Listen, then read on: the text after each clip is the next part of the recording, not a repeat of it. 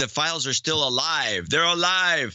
Adam Curry, John C. Dvorak. It's Sunday, April 14th, 2019. This is your award-winning Gitmo Nation Media Assassination, episode 1129. This is No Agenda. Curating conspiracies and broadcasting live from the capital of the Drone Star State here in downtown Austin, Tejas, in the Cludio in the morning, everybody. I'm Adam Curry. And from northern Silicon Valley, where I don't believe everything I read, I'm John C. Dvorak. It's Crackpot and Buzzkill in the morning. All right. And the Zephyr should be coming by just now. Oh, I timed it for such and such. Yeah, well, such is not the case. And such. Yes. It's late. Yes.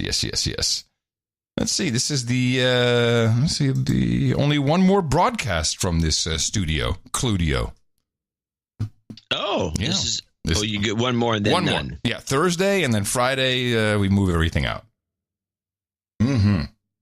Yes, sir.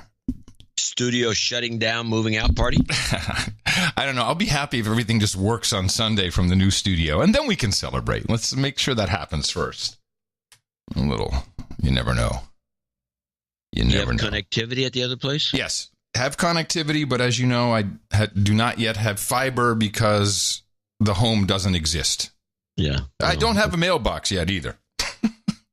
I thought they corrected that. We're going to do something about that. Oh, no. After we talked about it on the show, the next day I got 2 calls from 2 supervisors. Yeah, you told me this. It was on the last show or after the show. Yeah, I told you after the show. Yeah. 2 supervisors. This is the problem. Well, actually, there should be 1 supervisor, not 2 supervisors. And both of these 2 supervisors referenced a 3rd supervisor. So I've got Chris, I've got Roy, and I've got Jake. And there's Jake. Yeah, who's the top guy? Yeah, I think it's Chris. I'm not sure. The problem is Jake. The post office. The post office. They do not give you their last names when you call them. When they call you, they don't need the harassment. I'm sure, but they will not give you their last name. I said, well, how do I ask for you? Well, just ask for Chris. Okay. This is Chris. Hey, Chris. So, yeah, apparently they, oh, yes, we have a solution. We have found a mailbox. And what, didn't someone call you already? Well, we're so surprised. No one called me. And that was, well, there we go. It's 6 days ago, and I still don't have a mailbox. So it's a weekend. Yes, exactly. Well, it was interesting to see Scott Adams this morning. What was he? He does his little Periscope. His Periscope thing. He said, "Oh, there's no news, so I'll just be taking your questions." There's a lot of news. Yeah, there's a lot of news. There's a lot of things going on. I was just surprised. And I guess he only focuses on U.S. political stuff. I don't know. Well, he focuses on stuff that he can ridicule the response to. Yeah, so we deconstruct things a certain way, and he's looking to look for the psychological underpinnings that have the public buffaloed. Yeah, we don't ridicule ever at all for any reason. No, that would be horrible if we did that. But let's go ahead and ridicule Britain for a moment. Yeah. I got a great clip, or a informative clip, about the people's vote. As I think most people know, that the European way, the EU way, is you let the people vote, and when they don't vote the way the elites want it, you vote again. And again, if necessary. And it could just be ignored altogether. See the Netherlands, see France with the Lisbon Treaty. Ireland had to vote multiple times. Yeah, it's a good gimmick. Yeah, so they're really, and this is why it was easy for us. Hillary would be president if we employed that gimmick here.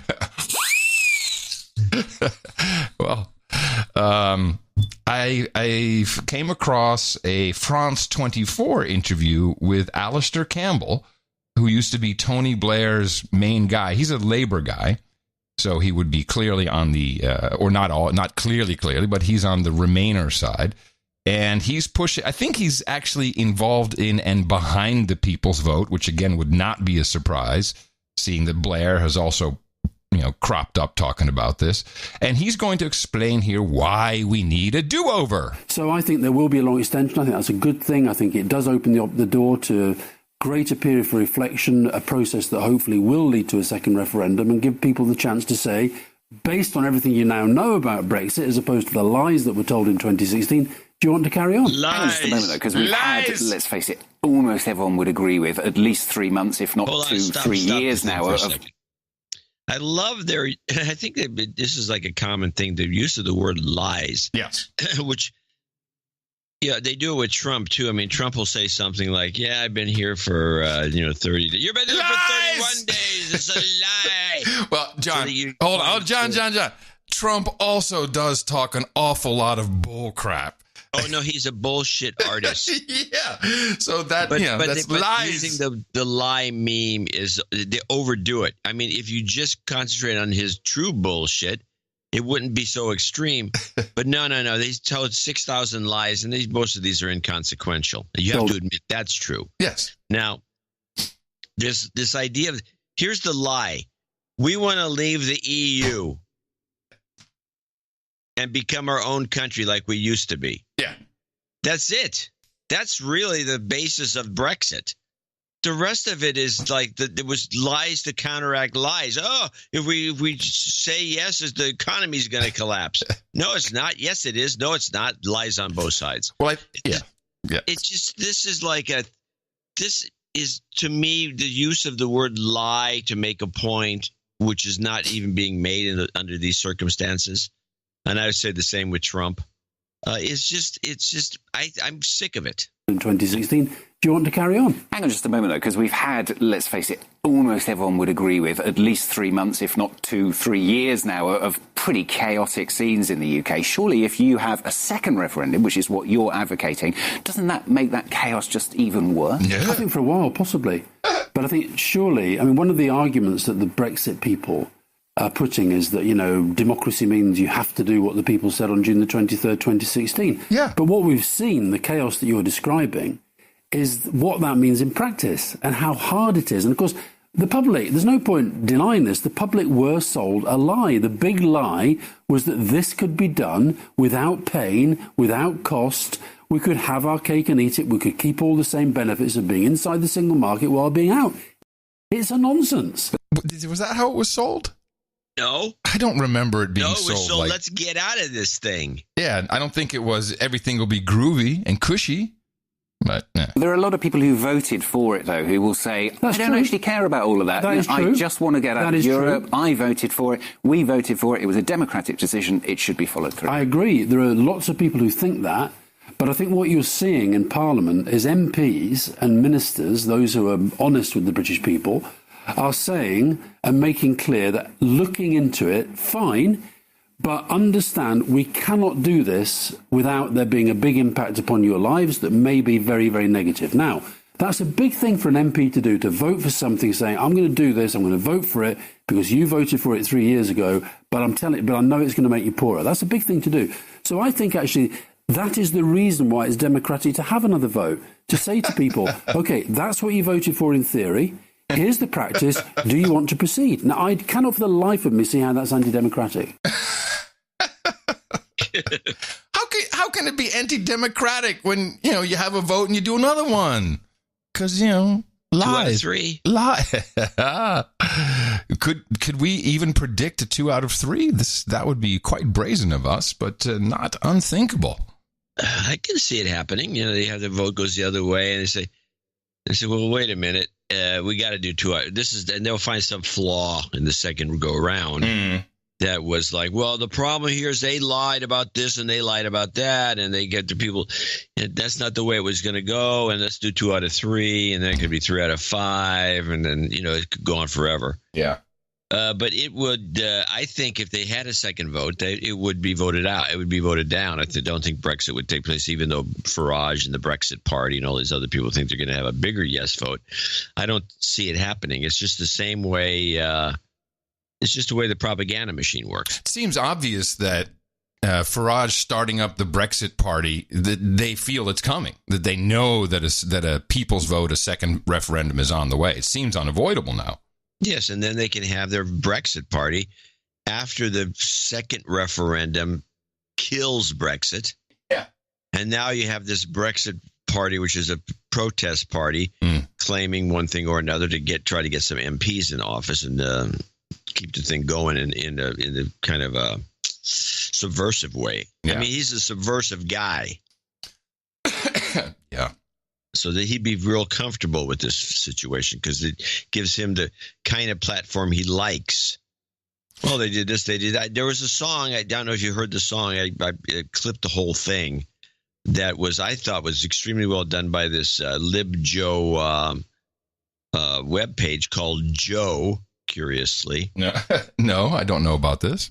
Oh, yeah, and what they did, though, this is the kind of thing, our producers have not done this, but I'm not wanting to play this just so to encourage anyone doing this sort of thing. But they took it's one of those, you've seen these types of songs before. They took a guy and clipped his words and made him start saying things he wasn't saying and then put it in auto tunes. Yeah. So he's singing a song, and it's a takeoff on a pop song that was popular, and I would like you to play it. Okay, what is this? Is this Lulu? Nigel's song from Joe. Okay, I can't wait. When you wake up, is that the one? Yeah. When you wake up, well, you know I'm gonna be the man who's older, like you. Oh, great. And when we go out, well, you know I'm gonna be the man who acts as Putin's fool. When you're suffering, well, you know I'll never be the man who's suffering with you. And if you're Muslim or a Syrian refugee, then you're not welcome in mine outright UKIP queue. And the chorus. Because I would tell 500 lies and I would tell 500 more just to stand complaints and then... I'm putting that at the end of the show. That's good. Okay. Yeah, that's end of show material right there. Yeah, good work. It was very good. But it's very insulting. It's a scam. It's a lie itself. So... But it was really well done. Yeah, I like that. And it was done with video, so it had some funny stuff in the video, too. Oh, that's good. Well, that's very creative. And I think that should put some of our mix masters on alert. On notice. Yeah, on notice. There's people out there doing good work. Yeah. My it's very fun, though, my British friends. Yeah. I still have... a phone here at home. British friends? Yes, and I still have a phone here that does WhatsApp so I can communicate with British friends because they're too cheap to text message. Not kidding. Like, oh, it's free. It's free. That's true. It's free. It's free. It's free. And they're like tripping out. And I'm like, hey, do you think we got problems? Look at you. You have Trump. Oh yeah? Do you even have a country? What do you? Oh well, that's true. It's true, and yeah, so it's fun. The public is just beside themselves. They don't know. They don't understand anything anymore. They really don't know where it's going. And of course, in typical Brit fashion, they'll all argue that they do. So that they're up for another vote. People's vote. Friends of the show in the United Kingdom of Gitmo Nation East. You are getting another referendum. Take it from the team who's been there. It's all part of the same cycles of world domination. It is. By the elites. It is. They don't want their stuff stolen. Now, there were a couple of outrages. It was a funny thing that happened, and I think I have the genesis of what happened.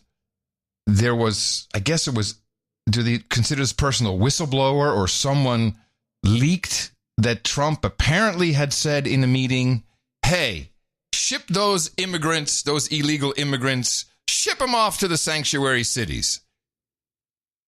And then he confirmed it. No, that he did. But they bogusified, yes, is a perfect term. Bogusified the story. I have a clip from PBS that has some of this in there, which I think is bull crap because it just doesn't make any sense. I mean, he does have leaks, but this is abnormal. Just asking DSS DHS. I misspelled shutdown. It's okay. I understood what you meant. There are also new reports involving the new acting Homeland Security Secretary, Kevin McAleenan. The New York Times reported President Trump urged him to close the U.S. southern border sooner than the president had said he might during a trip there last week.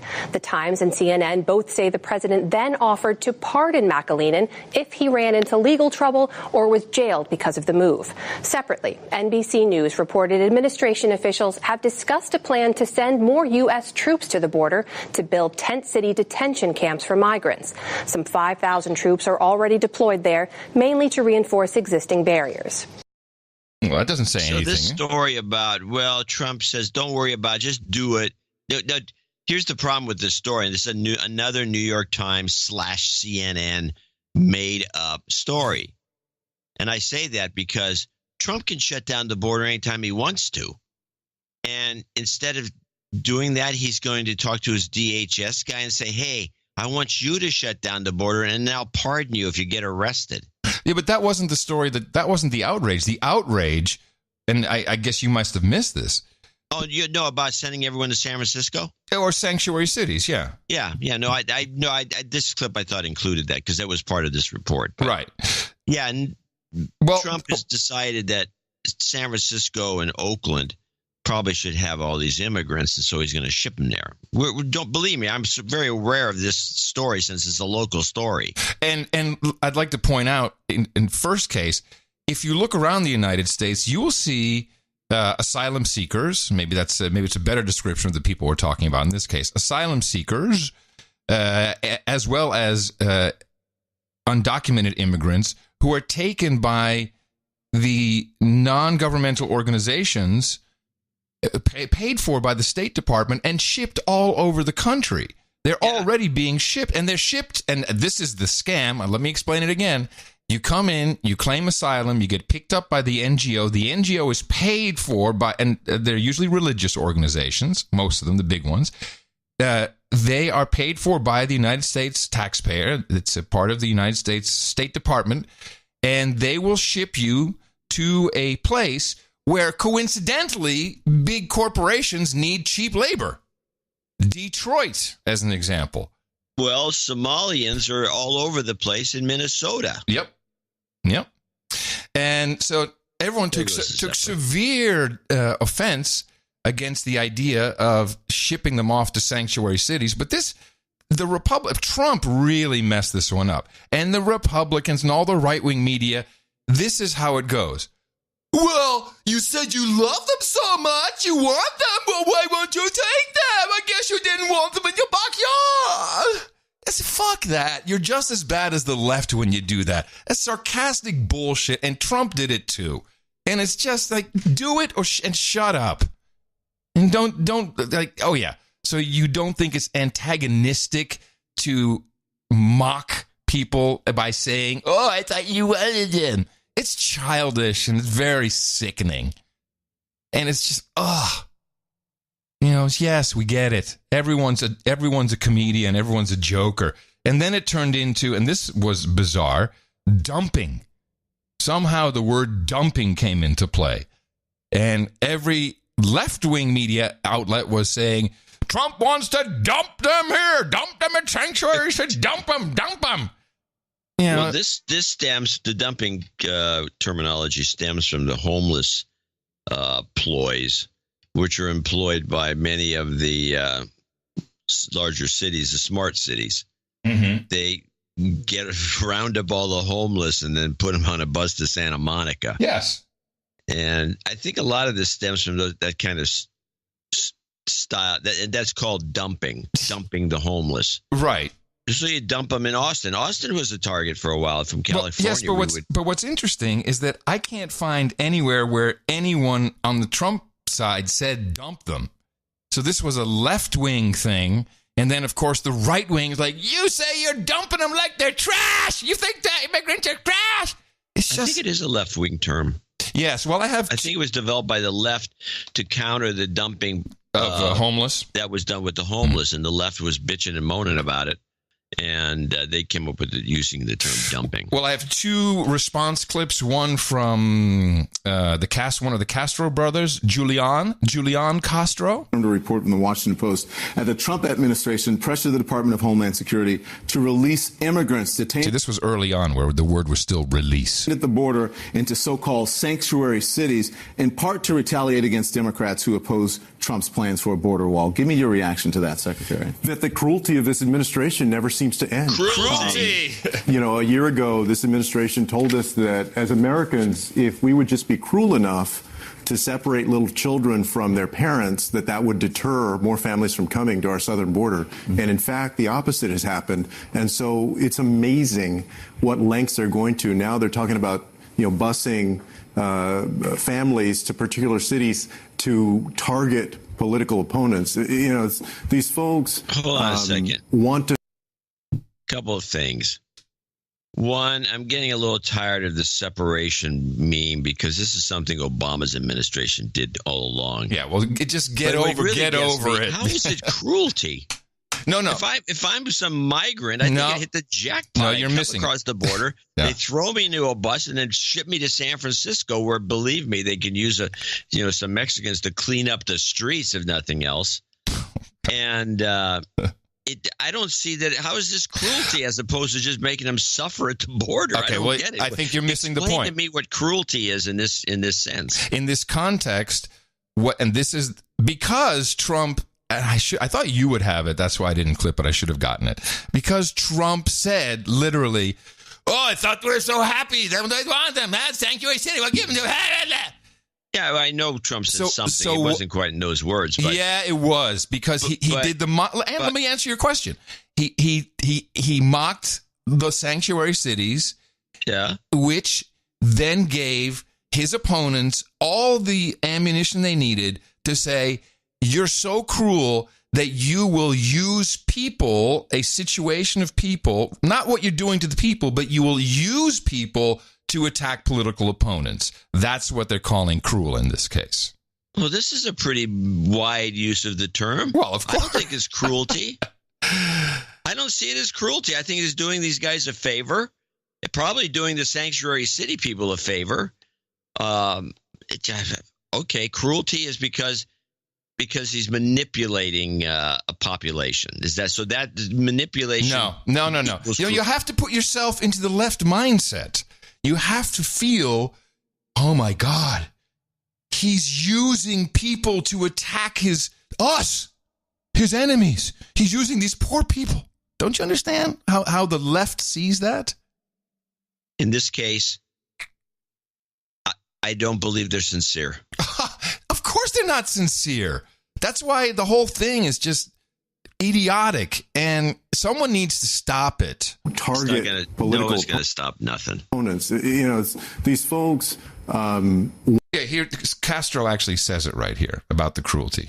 It's just 15 seconds. Families to particular cities to target political opponents. These folks want us to choose cruelty as a weapon against these people and against political opponents. And last week I released an immigration plan. Mm-hmm. I'm calling on Americans to choose compassion, not cruelty. You see, it's not compassionate. Now, Jeffrey Toobin on CNN, I think he went one step further and he let his actual feelings flow through, as in the truth always wants to come out. And so no one said anything, the Trump or the DHS or ICE or the right wing, no one said anything about these people other than, hey, you love them, they should be in your sanctuary city. Jeffrey Toobin already has an idea in his mind as to how he thinks about these people, and this is what he came up with. Well, my first reaction was, huh? I mean, really? I mean, the idea of using these human beings as a kind of pestilence to spread around the country. I mean, it is so So he sees pestilence. Actually, he sees the migrants as pests. Listen. As a plague of insects. He literally says that. I mean, you took the words right out of my mouth when you said, these are human beings, and to treat them like a form of plague that you want to impose on your enemies is really grotesque. Now, I guess the good news we can say is that it hasn't happened, or at least it hasn't happened yet. But I think it's indicative of the attitude towards illegal immigrants or undocumented people, whatever term you want to use. Oh, he almost screwed up. He said illegal immigrants. Undocumented, whatever you want to use. Illegal immigrants or undocumented undocumented citizens. Keep going, Tubin. Keep going, man. You're doing well. Illegal immigrants or undocumented people, whatever term you want to use, as something less than human. Something less than human, and there we are. We're back to Hitler. Thank you, Jeffrey Tubin. Wow. Yeah. What a botch that was. Yeah. But that's he gets paid a lot of money to do that. I hope he does. Well, while we're just on the Trump hate, Nipsey Hussle was gunned down in front of his sports store, and you probably never heard of Nipsey Hussle before. You're correct. But they had I think it was the Nokia auditorium. I think they had it filled for his in Los Angeles for his memorial service. Familiar with that spot? I'm sorry? I'm familiar with that spot. It's huge. Yeah, so I think the same place where they had it for Michael Jackson, and it was Nipsey. The guy was a gangster. He was a hip hopper, and all I hear now is how he wanted to do good for the community and bring everybody together. And to be honest, it took me a little research, not much. I'm like, I remember who this guy is. But it was as if a saint had fallen. And I need to push back on that by reading for you some of Nipsey Hussle's lyrics. I like white folks, but I don't like you. All the niggas in the hood want to fight you. Surprised El Chapo ain't tried to snipe you. Surprised the Nation of Islam ain't trying to find you. Have a rally out of L.A. We're going to fuck it up. Home of the Rodney King riot. We don't give a fuck. Black students ejected from your rally. What? I'm about to go right now. You racist ass did too much. About to turn Black Panther. Don't let Donald Trump win. That nigga cancer. He too rich, ain't got the answers. He can't make decisions for this country. He going to crash us. No, we can't be a slave for him. He got me appreciated Obama way more. Hey, Donald, everyone that follows, you gave us the reason to be president, but we hate yours. Oh yeah, fuck Donald Trump. Fuck Donald Trump. Yeah, nigga, fuck Donald Trump. Yeah, nigga, fuck Donald Trump. Yeah, fuck Donald Trump. Outstanding citizen. What a shame he's gone. What a shame. I also want to remind people who do remixes of our show and do some musical things at the end, do not put music behind one of Adam's readings. We will not run it. Yes, it has legal ramifications. Legal ramifications. He can do it as a fair use in this context, but we can't put music behind it. But my point is clear. Yeah, and that was didn't you bring this up when the guy first got killed? No, that he was a no good Nick. No, I don't think so. I did. Somebody did. Well, I don't know if he's a no good Nick, but that's not entirely the upstanding citizen who is trying to help his community with hate. Yeah, and you just can't tell me that. And no one mentioned this. This video was not played anywhere. No one referenced it. And why do you think this is? Let's go and analyze this. Are they just hard up for entertainment in L.A. that they have to, there's a good opportunity to pack Nokia Center? Yeah, probably. That probably doesn't hurt. Yeah, let's pack Nokia Center. Who's dead? Who cares? Yeah. And then, but the coolest thing was the guy who shot him, and that's not cool, but the guy who shot him, his name was Eric Holder. Yes, I love that. How nutty does that? And spelled the same way. Yes, it's Eric Holder. With a C. It's like, yeah. Geez, man, okay. Oh, is that subliminal or what is it? Eric Holder shoots the rapper. Yeah. No, it's just extremely, extremely disturbing. And So I think it's important to sometimes, okay, so here's another thing I did. Ilhan Omar. Oh, Elon Omar was, I don't know, the New York Post, I guess, had seen her 25-minute speech at CAIR. CAIR is C-A-R, the Council for American Islamic... C-A-I-R. What did I say? C-A-I-R. Yeah, C-A-I-R. The Council for American Islamic Relations. And right, a front for the Muslim Brotherhood. Well, it was an unindicted co-conspirator in the... which one was that? Front running the terror or financing the terrorist groups.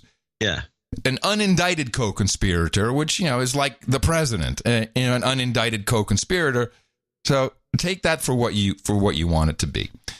But she said in her speech, some people did something on 9/11, and that was bad for Muslims. And because she said some people did something, it was reason for the New York Post to put a picture on the front page of the tower, the Twin Towers coming down, the actual moment, the flames, the smoke, the dust, everything, the nukes exploding underneath the buildings. And then Ilhan Omar, some people... Slip that in, why don't you? Mm-hmm, some people did something. Now, this was a very short clip, so I always like to go and find the context. What did she actually say and what was going on? Because I want to try and be as fair as possible to all. Now, I have to say, I watched this whole speech. I only pulled one clip from it. I could have pulled several, but we would have been here for an hour because she talks like this. Very long pauses, and it's excruciating. But I can give you the rundown. Muslims get blamed. Muslims are treated as second-class citizens. Trump hates Muslims.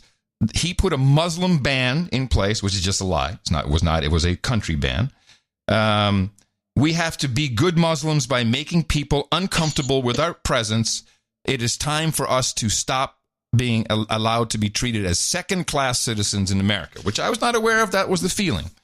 So I pulled this one clip, which includes the 9/11 comment, and it kind of shows... Well, I should also mention, in this 30 minutes, not once did she talk about doing whatever we need to do for the country, for the United States. She's a representative of the people. She didn't say anything about her state at all. It was only about Muslims are fucked in America, and Trump hates Muslims and wants us all dead. She didn't say dead, but that was the implication. But again, it's not in this clip. But listen to what her biggest gripe is, and this was her only example of how Muslims in America are treated as second-class citizens. So the truth is, you can go to school and be a good student. You can listen to your dad and mom and become a doctor. I wanted to also point out that she has this way of speaking, which makes her sound intelligent. But after having watched this for half an hour, I can conclude she's dumb. She's not, she's not smart. She's just talking in an interesting way. And she's interesting to look at. Very interesting. You can have that beautiful wedding that makes mom and dad happy. You can buy that beautiful house. But none of that stuff matters if you one day show up to the hospital and your wife or maybe yourself is having a baby and you can't have the access that you need because someone doesn't recognize you as fully human. Okay, what could this be? Where's this? So I just want to understand. She's setting it up by saying you can go to school, be great, have work, have a beautiful house, have a beautiful wife, and then go to the hospital to have a baby, and then all of a sudden you're not human. What is she talking about? I don't know. What? It doesn't matter how good you were. If you can't have your prayer mat and take your 15-minute break to go pray in a country that was founded on religious liberty. So because there is no facility in this particular instance that she's generalizing for prayer, we're a horrible country. Hey, yes, sorry. Fuck 'em. Down America. Down with America. It doesn't matter how good you are. If you one day find yourself in a school where other religions are talked about, but when Islam is mentioned, we are only talking about terrorists. I don't think there's a school in the Union that does that.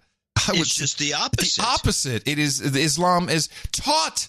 Prayer is taught to fifth graders. Yeah. This is a lie. And if you say something, you are sent to the principal's office. Yeah, please tell me what school, and I will vilify that school.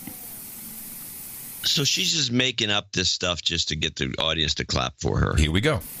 So to me, I say raise hell. Make people uncomfortable.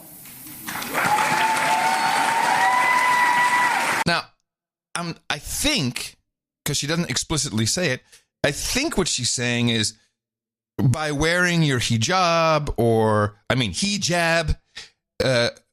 whatever men wear. We need to know what that dress is called, and the hat. We need to know the official names. That apparently for the men. Yeah, it's a dish dash. Dish dash. Well, that's what Europeans call it. Dish dash. So you need to make people feel uncomfortable, I guess, by wearing this clothing. Let me tell you, we got Muslims in Austin. It doesn't make me uncomfortable, but she believes that it does. Because here's the truth. Here's the truth. Far too long, we have lived with the discomfort of being a second-class citizen. And frankly, I'm tired of it. And every single Muslim in this country should be tired of it. And I'm really sorry to hear this. I had no idea that this is in Europe. Yeah, I can see how this might be going on. I don't see it. Even in Texas, I don't see people like, oh look, there's this lady with a hijab. Maybe it's going on. Maybe I'm just blind to it, but okay. CARE was founded after 9/11 because they recognized that some people did something and that all of us were starting to lose access to our civil liberties. So you can't just say that today someone is looking at me strange, that I am going to try to make myself look pleasant. You have to say, this person is looking at me strange. I am not comfortable with it. I am going to go talk to them and ask them why.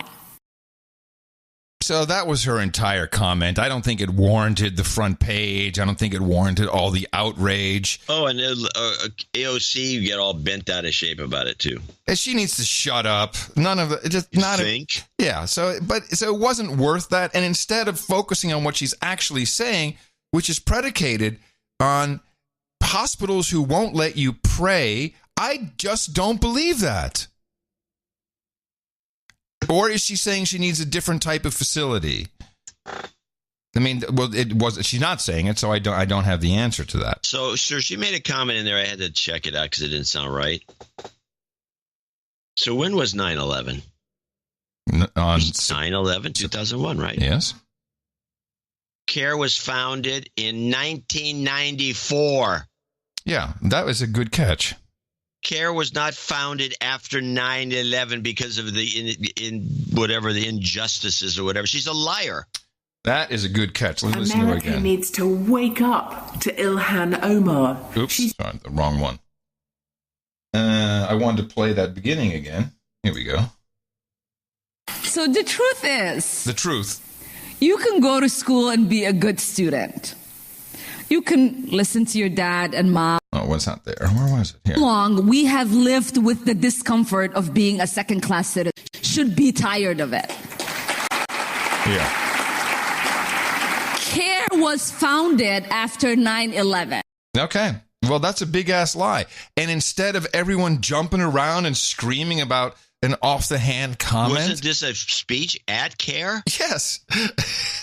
Well, they know that it wasn't founded after 9/11. It was founded in June of 1994. First office in Washington, D.C.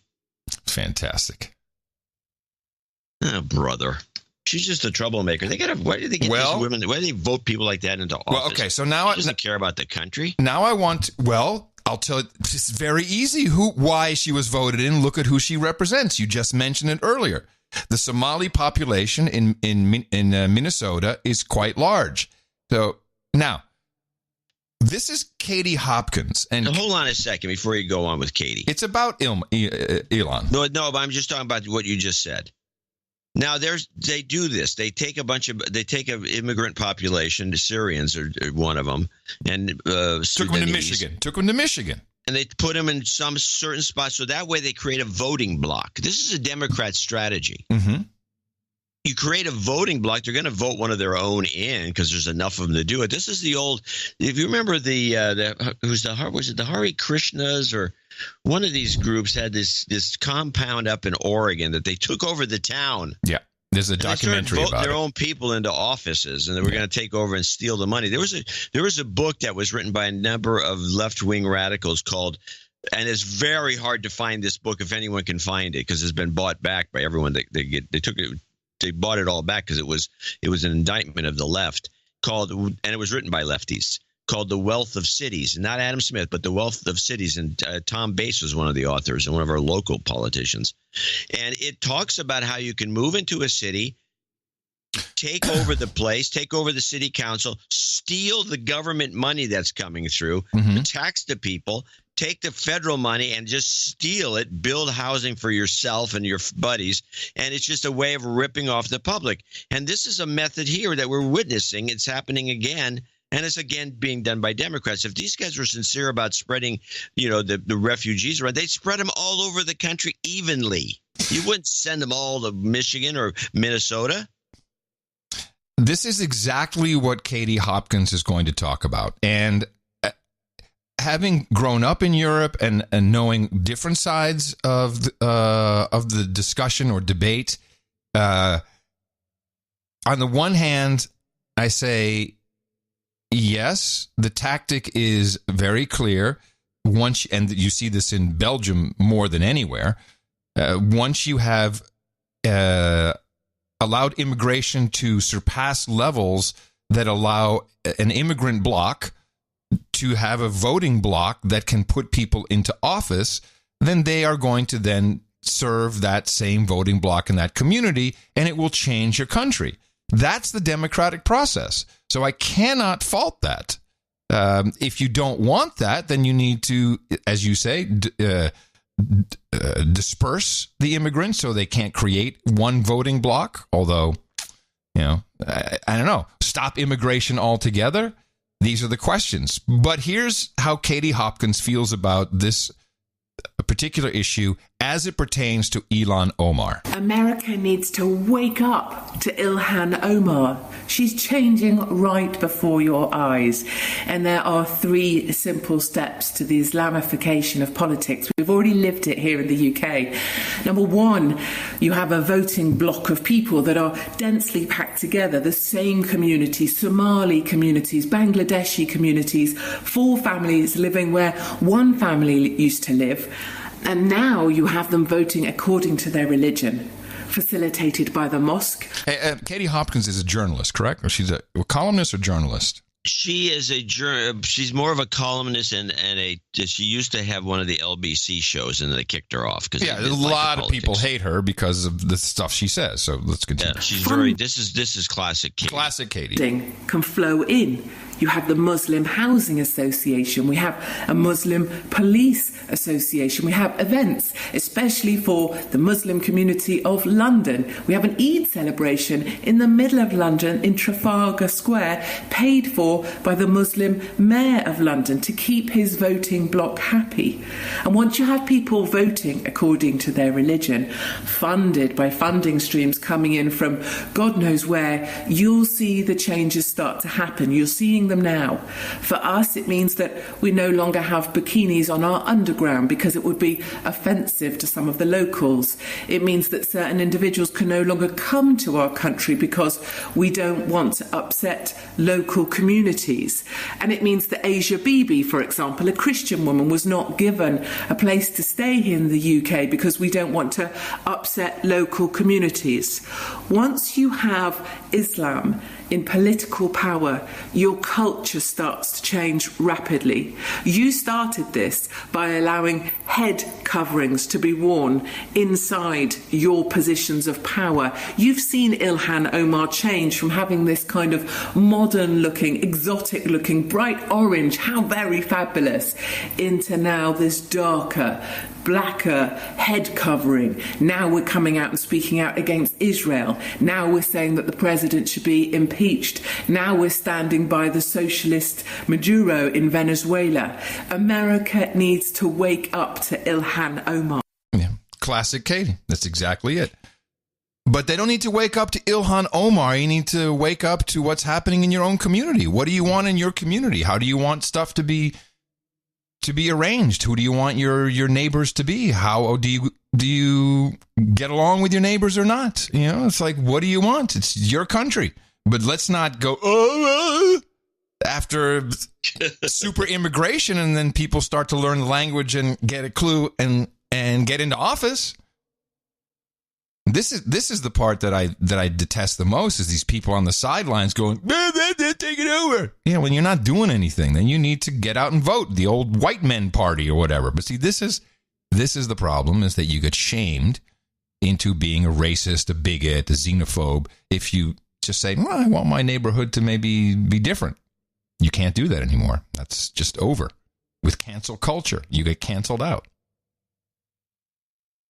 And this is why in the Netherlands, my daughter and her girlfriend will not walk hand in hand on certain streets, which used to be completely a non-issue in the Netherlands. They get clubbed? Well, when I'm with them, they probably won't get clubbed, but yeah, they'll get yelled at by Muslims and spit on. Because there's two women, so that's they'll call them whores. Yeah. Well, doesn't the city council do something about this? That is the city council. Oh, no, because look at the mayor of Rotterdam, Muslim. So what is the city council? Who will they be driven by? Well, so I'm not. Again, here in Austin, I see plenty of Muslim people, or at least people wearing Muslim garb, and I don't see anyone freaking out. Seems to be okay. And if Austin, wants, and we bring more here, and then we can have them in city government, yeah, that's democracy. No problem with that. But anyway, just need to let everyone know that's exactly where we're headed, because that's what's happened in Europe. Now, I think the immigration was handled very differently there, but is it really? I'm not quite sure what happens to and I don't know if it's immigration. You know, it's not the same, because here we're talking about asylum, people who are seeking asylum. And there's those lines are not well defined. If you cross the border illegally, you're an illegal immigrant, but then you can, I guess, switch that to becoming an asylum seeker if you get caught. I think that's kind of the problem. Well, we're not going to resolve this problem on this show. Oh, no. But we do need to let everyone have the information. So, hey, it's how we're going to deal with the world. But this back and forth, and it's all Trump's fault. Shut up. So there is, I have this old clip from 2015, which kind of addresses some of this. A very long clip, but it's a very interesting clip. This is a very famous admiral. People know as soon as I say this.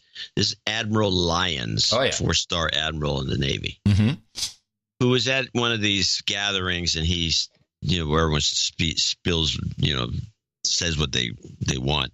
And he traces a lot of this kind of wimpish style back into the Reagan administration and the Carter administration, where it all began. And what you're kind of the situation that exists today, he kind of sees it as something that goes back a ways, and it has to do with the fact that we've lost our nerve or something. I'm not sure. Lyons died in like 3 years after this, and he was old, but he was a very interesting character. But let's listen to this as much as you can handle, but it's very interesting. Thank you, Frank. Sorry I missed the earlier presentations due to my 3-hour and 20-minute commute this morning. But, you know, as a number of you heard me say before, we've had many opportunities to change the course of history. And it hasn't mattered whether it's been a Republican or Democratic administration. We failed every one of them, starting with Carter, with the takeover of our embassy. We could have cut off Khomeini and his Islamic fundamentalism at the knees. We were going to take Carg Island, and he rejected it. We could have walked in. The next time was the Marine barracks bombing. And you all probably wonder why we never responded. I won't go in. Which Marine barracks bombing was that? This is the one during the Reagan administration where the Marine barracks where you killed like 50 Marines, or it was one of the biggest disasters ever in the Middle East. And who was blamed for this? I believe this was it was either Iranian or Hezbollah, Lebanon. Or Hamas. Wasn't it Lebanon? Well, look at Marine barracks bomb. All you do is put in Marine barracks bombing. Okay, well, we'll keep listening while we do that. Time was the Marine barracks bombing. And you all probably wonder why we never responded. I won't go into the long detail, but the guy that sabotaged the strike, and I'm glad you're all sitting down, was the Secretary of Defense. Not once, but twice. Reagan approved the French wanted to do a combined strike, and Reagan approved it, and Weinberger wouldn't issue the order. I have personally talked to George Shultz and Bud McFarlane. They told me they pleaded with him, and he wouldn't do it. You have to say, who the hell got to him, or what got to him? I've never been able to get an answer on that. In the Gulf Tanker War in '87, we were going to bring down the Khomeini regime. You know, and the guy that sabotaged, I had briefed Weinberger at my headquarters at Pearl Harbor that summer, and this was going to be in August of '87. And the one who undercut us the most was our own chairman of the Joint Chiefs of Staff, Crow, at the time. You know, if you go forward and you look at, you know, we shot down by accident that Iranian civilian airliner a few months later. And What did Khomeini do? He said, I'm drinking from the chalice of poison. And he said, I have to make a truce with Saddam Hussein because the Americans have shown they're coming in on Iraq's side. Well, think of what the hell we could have done had we executed the strike we wanted to do in August of '87. You know, we all say we have to identify the threat. Well, I think the one who identified it the best was Erdogan from Turkey when he said, Islam is Islam. There are no modifiers. Democracy is the train we ride to our ultimate objective. He couldn't have said it any plainer. And until you recognize that Islam is a political movement masquerading as a religion, you're never going to come to grips with it. And as far as a strategy, let me just conclude one thing. And as I just had in my latest op-ed, the Obama administration has a strategy. It's very simple. Any thinking American should be able to grasp it. It's anti-American, anti-Western, it's pro-Islamic, it's pro-Iranian, and pro-Muslim Brotherhood. And with that, I'll yield the mic. Thank you, sir. Yeah. So yeah, it was in Beirut where that happened, and this is, by the way, in Industrial Society and Its Future, Professor Ted Kaczynski literally points out this political correctness issue before any of this. Well, just around the same time, I guess, in the early '80s. this all took place. This is the path we're headed down. And it doesn't matter to me if Islam is a political movement or religion. I don't care. You can believe in a political movement for all I care. But to protect and not allow criticism, that's the problem. Yeah, that is the problem. It is a problem.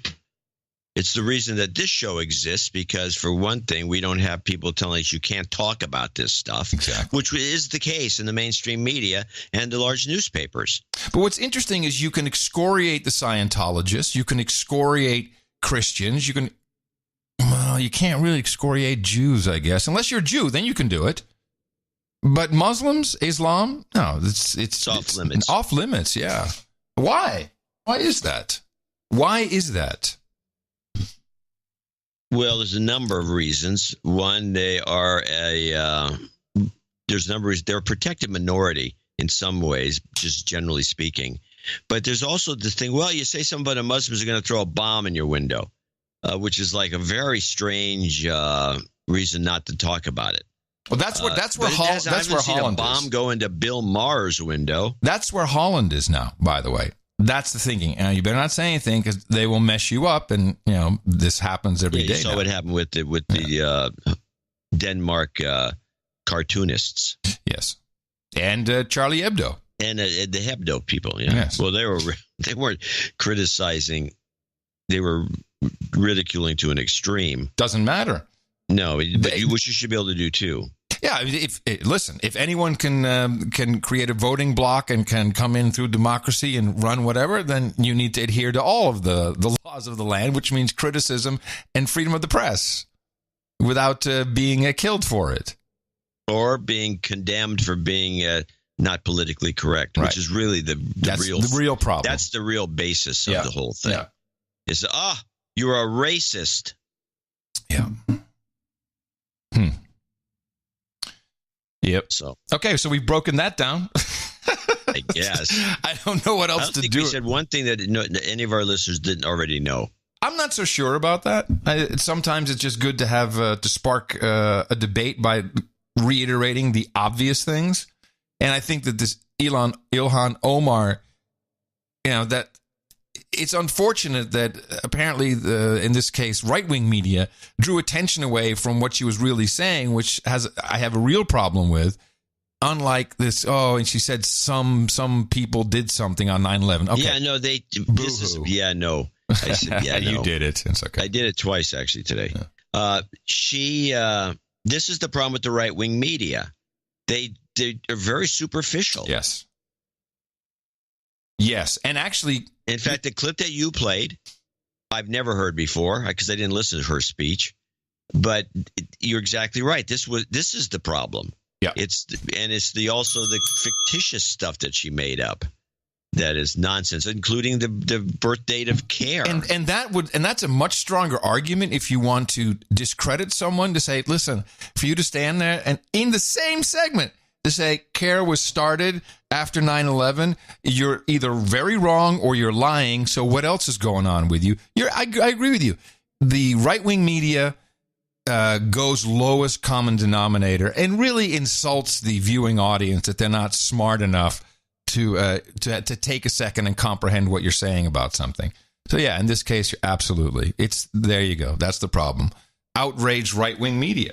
They do their cause no good whatsoever. And it's getting worse. Because that's why I went to look at this. Whenever I see a clip that is played over and over again with some outrage attached to it, and it's cut off abruptly, there's no lead in, it's literally a clip in, clip out, no preamble.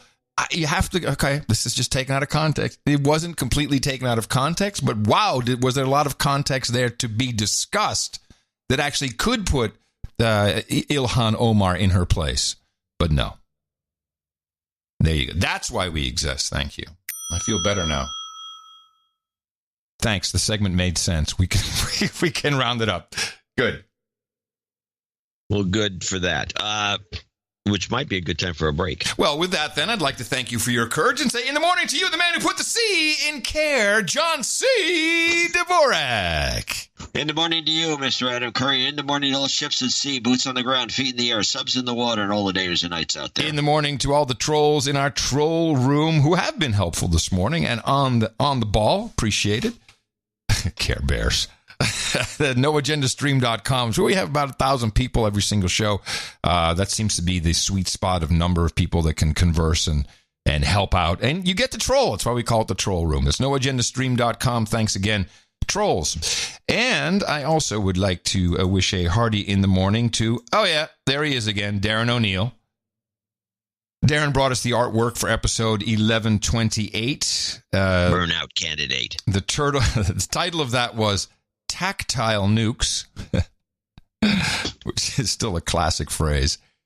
And Tactile Nukes. And this was just the best one of the bunch. It was the prettiest. It had the UK, internet in the UK, save the children, locking up. This is about the new law and the acceptable content czar who will be appointed for new regulations in the United Kingdoms of Gitmo Nation. So that you don't get hurt when surfing online. You don't get upset by something you might read or see. And Darren captured that really well in this piece. I should mention that people should appreciate this show more. Well, that goes without saying, but why do you say that now? I think that art is part of it, but I just think they should think about this show and compare it to what they're listening to when they turn on their radio and listen to Rush or any of them, actually. Or the worst is Ben Shapiro. You can actually often hear them taking our exact topics from two days before. Yeah. I don't know if that's coincidence. But let's thank a few executive producers and associate executive producers, starting with Sir Gator in Spartanburg, South Carolina, of $333.33. Whoops. Sir Gator. Hey, Rick and Morty. Fellows, because of you two, I have found that Sundays and Thursdays revolve around making sure a schedule is cleared for 3 hours to listen to the best podcast in the universe. I know how or when this happened. Oh. I just know it's not. I don't know how or when it happened. I just know it's now a regular routine to have multiple devices broadcasting the No Agenda around the house, piped in the backyard when necessary. Neighbors be damned. Hello, neighbors. Although this donation of threes would catapult me to baronet status, my smoking hot wife, Amy, has always been a huge fan of the show and should now be given the title Little Dame of the what? I see Dame of Thrones. Where do you say little? She now have the title, not little, title. Wow. Title Dame of the Thrones. Yeah, John, you and I were cut loose from our jobs for the same day last year. Huh? I was axed after 18 years with a camera company that you know very well. Yes, it is yellow. A camera company that's yellow? I'm trying to get this. Yes, it is yellow. I would ask for some job karma. Please throw in a mac and cheese, and that's true. He wants job karma because he contemplates returning to the workforce, and he's looking for some jobs karma. Jobs karma. Yes. Anyway, let's finish. Those of you not donating but still listening to the unparalleled news deconstruction, that's the No Agenda show. Shame on you. Kodak. There's a special place in hell for you. Kodak belongs there too, apparently. Oh, Kodak. Yeah. Oh, yeah, Kodak. Yeah, yellow is a very strong color with that. You slaves can get used to mac and cheese, macaroni, and cheap cheddar melted together. Mac and cheese. That's true. Jobs, and jobs. Let's vote for jobs. You've got karma. There you go. Sir Philip Paladin of the Common Sense in Switzerland. Wow. He's just outside of Zurich. He's in a little town called, I think it's called Winterhafen? Winterhafen? No, it's Nohausen. It just looks like W-I-N-K, and then looks like an R-T-H-U-R. Nearby Zurich. Anyway. Okay. He sent a big giant package comes in the mailbox. Oh. And from Switzerland. I'm thinking, this is interesting. And it might be cheese. I'm thinking, might be money, might be gold. No, it's John a big Cheese. Burlington Zephyr book. Oh, that's great. That's nice. He says, John, I saw this book at the flea market some time ago and immediately thought of you. Who would have thought that one would find such a book in the small cellar of the local model railroad club in Winterthur or Winker. I can't quite read this. It's near Zurich. To you both, this is my first donation since the Fletcher test. Therefore, I would like to request a de-douching. Okay. You've been de-douched. Your work is extremely valuable because you have an unobstructed view on the never-ending media bullshit.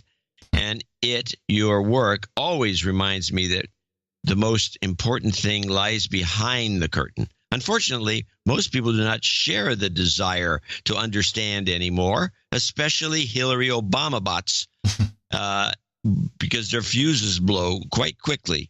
I hope at least one of you will someday make it to Switzerland for a meetup. Hey, there's a meetup on the 27th, April 27th. Yeah, but we're not going to it. No, I know. But is he going there? Does he know?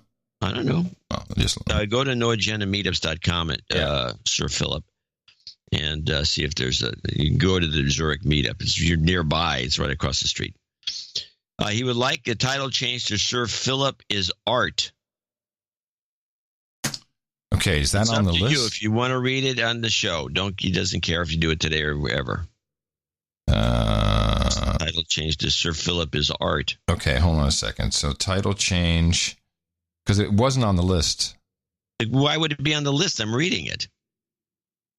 Hey, you don't have to get all pissy with me. I just said it's not on the list. I mean, I don't know. Don't you give that to Eric and say, put this on the list? No. Oh, sorry. What does he want? What does he want to be? What's his title? Sir Philip is Art. Okay. You know, it's said the way he's written it, it's almost as though it's like is art is one word and to Sir Philip is Art. Yeah, you will go with that. Okay. But he's that's just a title change? Does he become a baron or something? Or no, he just wants to change his name. He was paladin of the common sense. Okay. I shall change the title.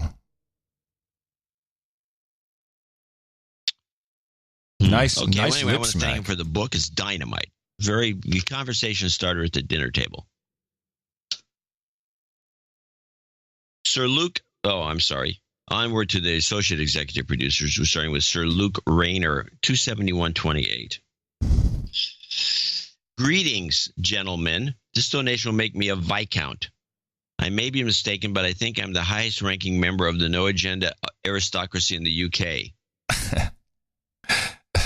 It could be. It's possible. NoAgendaHR.com. It's possible. Mm-hmm.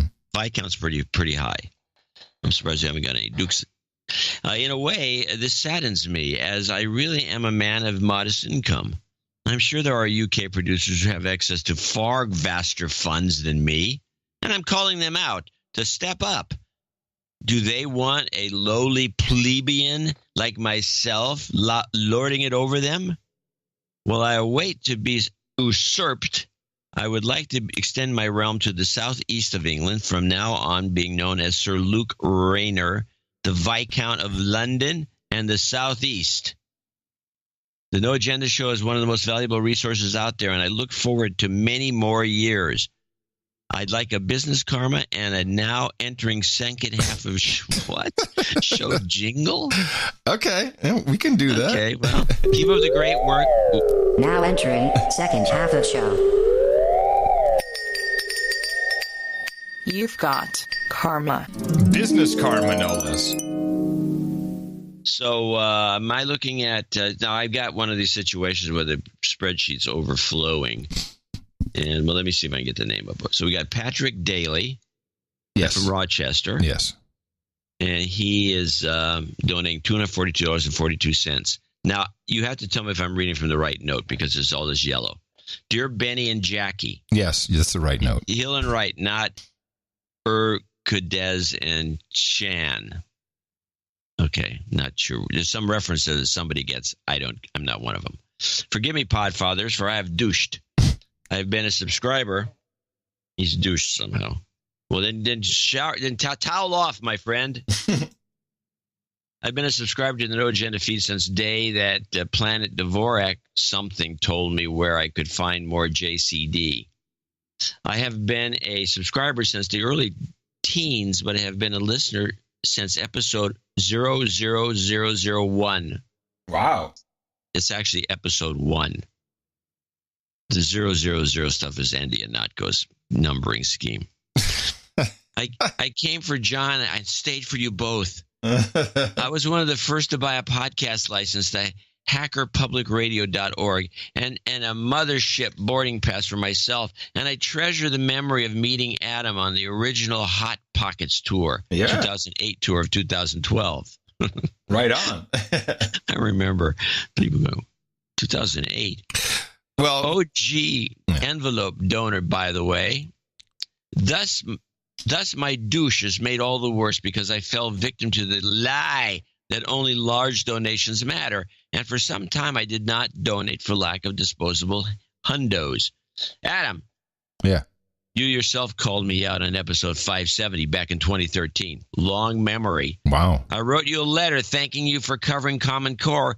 By the way, that's something we need to talk more about, in which I apologize for not attaching a donation. At the time, I was paying child support on 2 kids and sending a third to a private school. You called bullshit on me saying, really? Sending your kid to a private school and you don't have $5? Did I say see you doing that? Yeah. No, I can see the exact opposite, but okay. I might have been in a different headspace. I think it was good. Really? Really? And he says, damn it, you were right. He says, you were right. And you were so right that you didn't even play the douchebag jingle, even though you should have. I immediately became a $5 a month subscriber, and then a $20 a month subscriber. When my situation improved as of April 6, 2019, I can account for $990 in donations. There you go. April 4. Sorry? No, it's fantastic. I see what he did. He went on the program, and now he's becoming a knight. This is fantastic. Yeah, this is what we want. This is what we want people to do. Today, April, and probably because you called him out. Today, April 14, 2019, is my 42nd. And there's nothing wrong with doing that, by the way. It's 42nd birthday. Never had a birthday shout out of any kind. It would be a great honor if my first one came from the two of you. Of course. 42 has always been a special number to me. It's the answer to everything in the universe. So, yeah. So it's only fitting that on the 42nd day of March, with the donation of 242.42, I should gift myself a knighthood. Wait a minute. 40. I would like to be known. So wait. 42nd day of March. What does that mean? I think he means 42nd day of 2019. That would make more sense. It's not. Every month's got this. We're 3 months into it. It'd have to be 90 something. So I don't. Yeah, you're right. Why is it 40? I don't know. This is weird. Okay, it's a mystery. Yes, it is. The 42nd day of March. He wants to be knighted. Sir Pokey, first knight of the 42. Please de-douche me at long last. You've been de-douched. To commemorate the founding of the 42, I'm upping my donation to $33.33 a month because someday I'd like to be the first baron of the 42 as well. The downside is that a knight of the 42, my protectorate will be life, the universe, and everything, which is one hell of a responsibility when you think about it, and I'm going to need some help. So come on, all you douchebags, subscribe to a monthly donation and douche no more. If I can do it, so can you. You've already got and paid on to page 10. Well, he's very excited because he's been doing this for a long time. So I grant him a lot of leeway in this. So you've already got everything on the night table that I could ever want, but I'm happy to bring some homemade beef jerky or homemade lip balm. If anyone is interested. I'll add it to the table for today. Homemade beef jerky and homemade lip balm. Yeah, what is that made out of? Anyway, lastly, could you please play the original ant burning song for me at the end of the show? It's the one that goes ch ch ch ch ch, not the one that goes womp womp womp womp. Well, let me see. Maybe is this Wait, how does that first one go, John? Just so I got it. Ch ch ch There's an ant that you do not torch, and that's an ant that's carrying one of the dead. Is that the one he means? I guess. Well, then I'll play that at the end of the show. Because the other one, I'm just trying to get, I don't want to do the wrong thing. So the other one that starts like this is usually the fan favorite. I'm not sure if this is the chipomp womp womp womp. I got ants. I think this is what he means. Yeah, that's womp womp womp. That's the one he wants, or he wants to check? No, he wants the other one. This is the one. Yeah, okay. All right, okay, got it. We're settled. And he finishes with, "May producers always outspend your exit strategies." You better hurry. Our exit strategies are getting better every day. We're going to hit gold one of these days. We'll hit gold. So I guess we could throw karma his way. Yeah, of course we can. Are you kidding me? Looking forward to your ceremony. You've got karma. Sir Pokey, first night of the 42. The birthday boy, Dan Williams, comes in at $240.17 from Missoula, Montana. Beautiful location. I'm donating $240.17 since I turned 40 on the 17th this week. Additionally, I was looking at Audible recently and saw that the Washington Post has a pre-order available for the audio version of the Mueller report. They want $25 for it. Well, screw the WAPO, because this is a perfect opportunity to put value for value model to work. Having it available via audio is a great idea, but it should be accessible for everyone, free. As a fellow podcaster and a proud supporter of the model you've created, I'm taking on WAPO, and I'm going to make the Mueller report audio available for free. Well, hold on. If anyone would like to support this effort, visit my Indiegogo page at MuellerReportAudio.com. Hold on a second. Let me understand. Not quite free if you have to. No, but I'm going to... Mueller Report... What is it? MuellerReportAudio.com. Audio. I just want to understand something. Okay, so...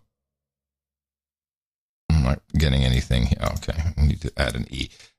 Is he taking the audio that is then apparently... being read by... No, he's going to read it. He's going to read the report. That's a great idea. Yeah, I think that's what he's doing, because he can't do the other thing because it would be illegal. Let me see what But he could read the Mueller report himself instead of taking the WAPO. I'm sure his read will be better than the WAPO. It's definitely. Hold on, let's see. He's a podcaster.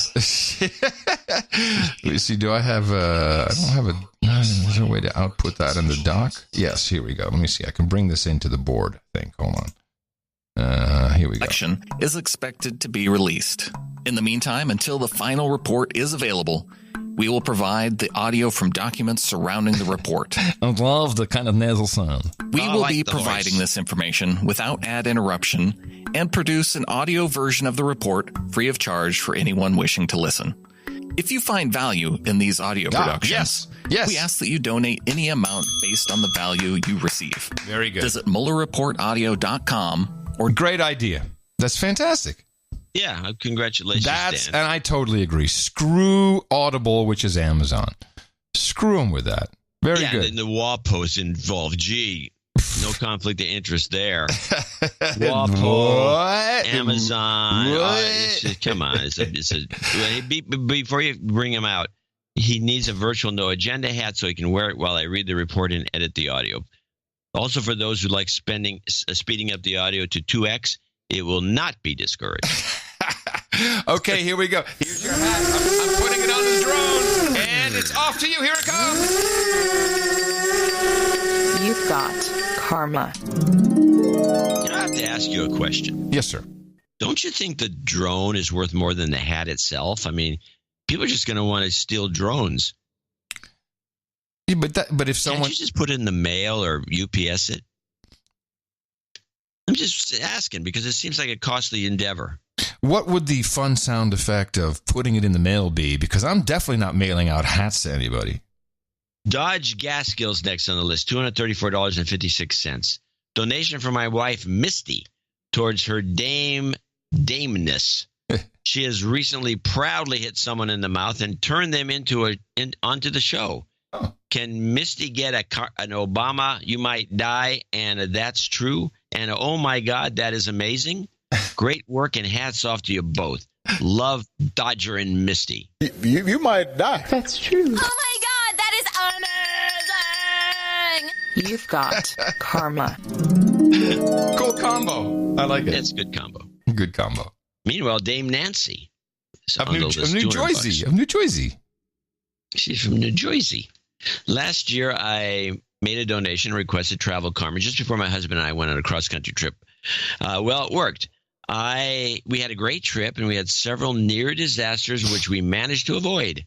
Also, the Eagles won the Super Bowl during that trip, which means that my husband benefited from the karma too.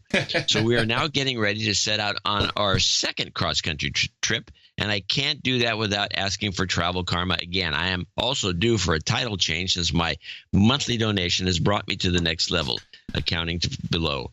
Thanks for all you do. I don't know where I'd be without my perspective that the No Agenda gives. Love you guys and the whole No Agenda family. Dame Nancy of New Jersey. Well, what is she going to be, a baronetess? Oh, let me take a look at my crib sheet. She will be... where's it? Donations. Clickety clock. She is going to be...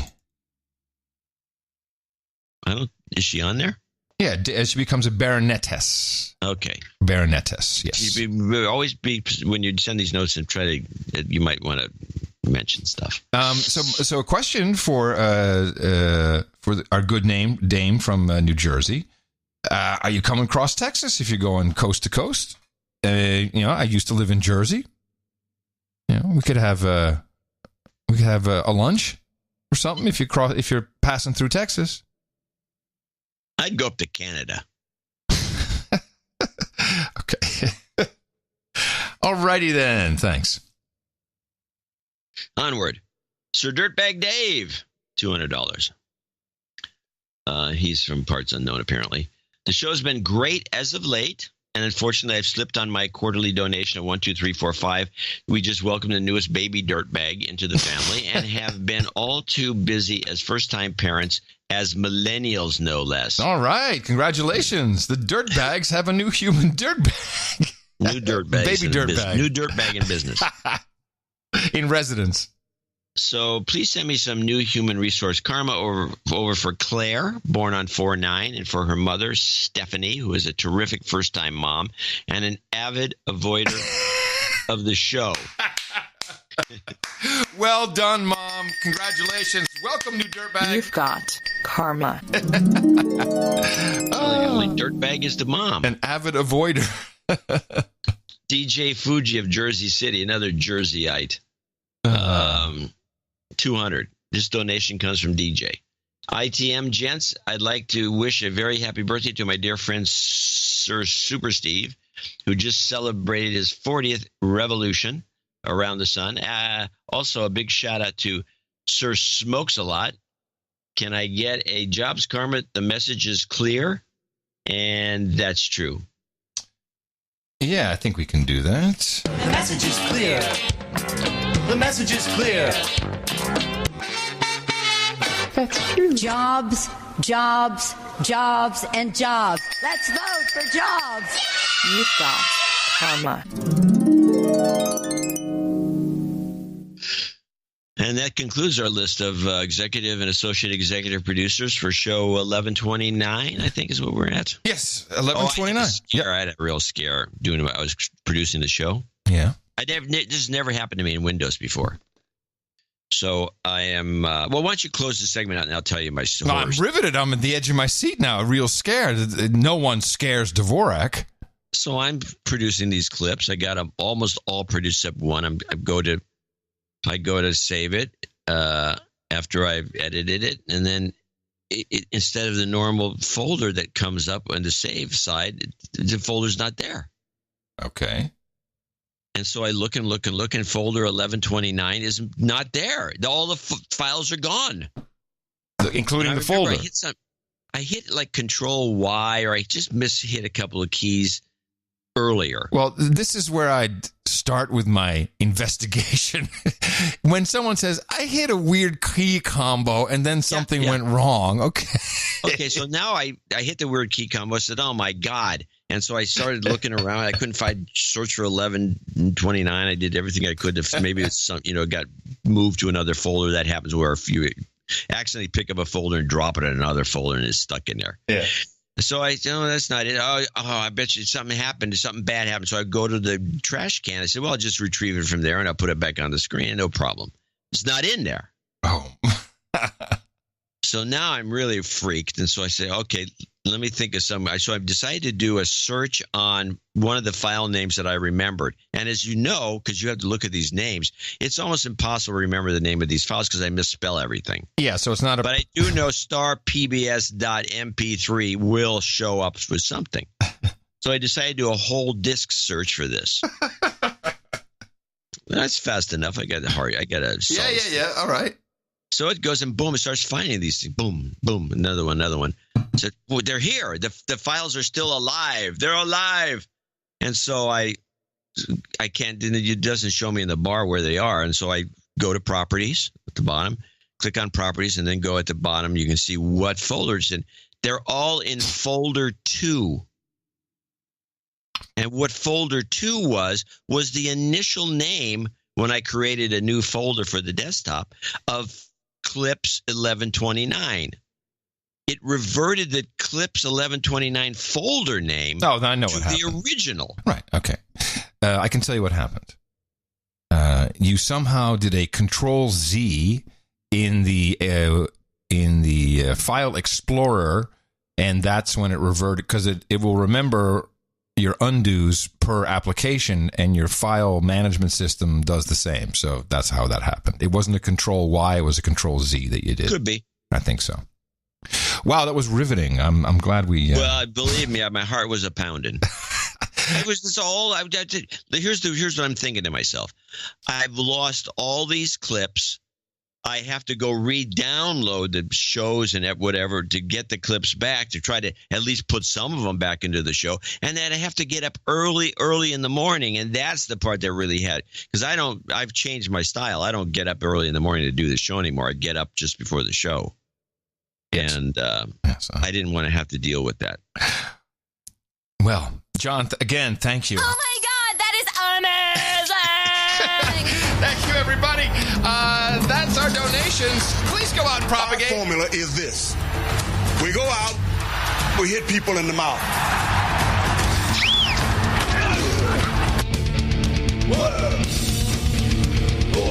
You might die. That's true. Shut up, slave. And I'm remiss in telling everyone that these credits that we just handed out to our execs and associate executive producers are very real, valuable credits, certainly when they're recognized by people in industries. You are a producer. The entire show is a network of producers. You know, who was I telling this to the other day? Well, first let me remind you where you can support the show, because we do need your support for every single program, and that's why it's so highly appreciated. Dvorak.org/NA. I was reading something about the decentralization of media. Oh, man, I wish I'd saved this. Maybe I can't remember where it was. And I thought, this is really what is happening. Is you see, everything is fragmenting, and you get to a point, maybe I was thinking about Netflix. Netflix and Amazon, they're really losing money on those services. Netflix is proven they're not making money. You can go look at their financials, and they have to keep taking on money and raising money, and they spend it at a truly, I would say, an awesome rate. I don't use that word lightly, because they have to hire production and make it happen. And our model is not just a, hey, please support this show. If someone says, how many producers do you have on your show? The answer is actually not 0. The answer is not 2. The answer is thousands. And, where Netflix will say, well, we use all these, machine learning and very deep analysis, so we know exactly what kind of shows people want. In the No Agenda show, you actually are producing the show, not just the money. You're giving us clips, ideas, insight.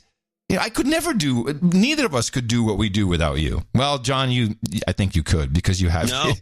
We get too much material over the transom. Yes. That comes in that is just, that's an eye-opener. And even when I'm writing, take other people's ideas that are suggested, or people have a suggestion. Why don't you do this? Why don't you do that? Yeah, I pay attention, and we pay so much attention on this show that we actually read a lot of these notes, and I have a couple to read today when we. When other media people start to figure this out, they'll be successful. Once you understand that it is not about what you want, it's what about your audience wants, and you actually let the audience do that and turn them into producers. We don't refer to you as listeners. People say, "How many listeners do you have?" I don't know, but I got thousands of producers, so blow me. And that's why we're so appreciative, and that's why this program works. And don't think that you're unimportant. Every single idea is important. Every single piece that comes in, and I'm proud of what we're doing. I'm proud of you, and you too, John. Well, thanks.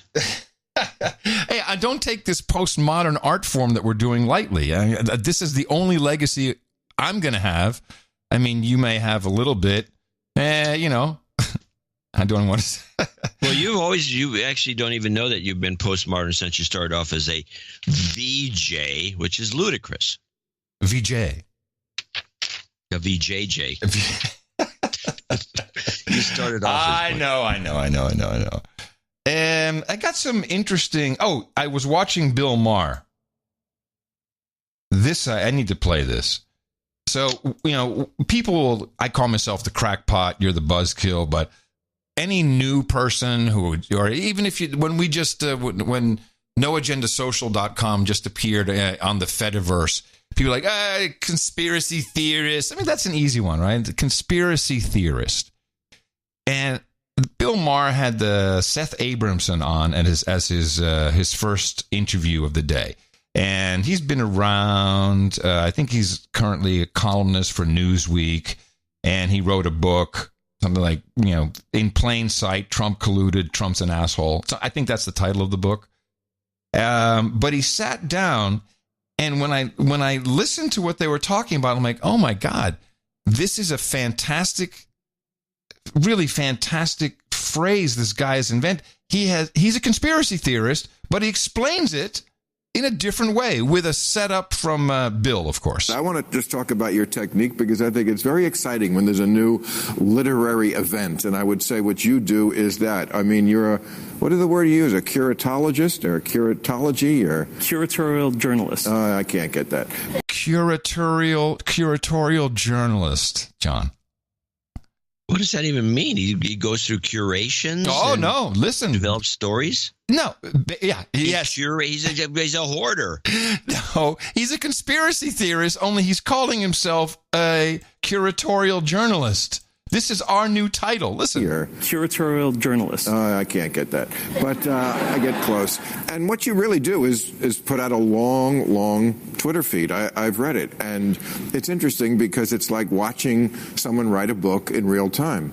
You don't mind if people see that you make mistakes. You erase stuff. You amend stuff. You edit stuff. So is this like the new version of what we went through in maybe the 70s when there was the new journalism, when they were mixing fact and fiction? You think this is as big a change? Well, I think it's definitely new. We're in the digital age now, and what we find is not that there isn't enough quality journalism, but that there's actually so much of it that a lot of it falls through the cracks. It gets published, read once, and then forgotten. So what a curatorial journalist does is they look back decades across media that's being published across different continents, and they see stories that are lost and how they connect with one another and how they might be important now but weren't realized as important as at the time. You connect the dots. Exactly. You're the guy at the evidence wall. Essentially, yeah. With the red tape. And they literally showed a picture of Trump with all these other pictures with red yarn connecting the dots. This guy has created a new term for conspiracy theorist. Yeah, that's pretty much what he's done. That's fantastic. Curatorial. What do you do? I'm a curatorial journalist, also known as podcaster. Yeah, podcaster. Basically, he's a podcaster. And then Bill Maher did something that really showed where his head is at and just how he views the world. He was trying to make the point that, because this guy's book is about how Trump is colluding in plain sight. And Bill Maher's he said, Russia, if you find the emails, Yeah. So that is colluding with Russia in plain sight. So what Bill Maher did is he said, we took some public statements from Trump and we made it sound like the Watergate tapes, which is basically just really crappy sound. It sound, you remember the Watergate tapes, Nixon. Yeah, they were like skimmers. Right. And while this is playing, the overlay on the screen is a reel-to-reel tape recorder, just like the days from Watergate with the Watergate tapes.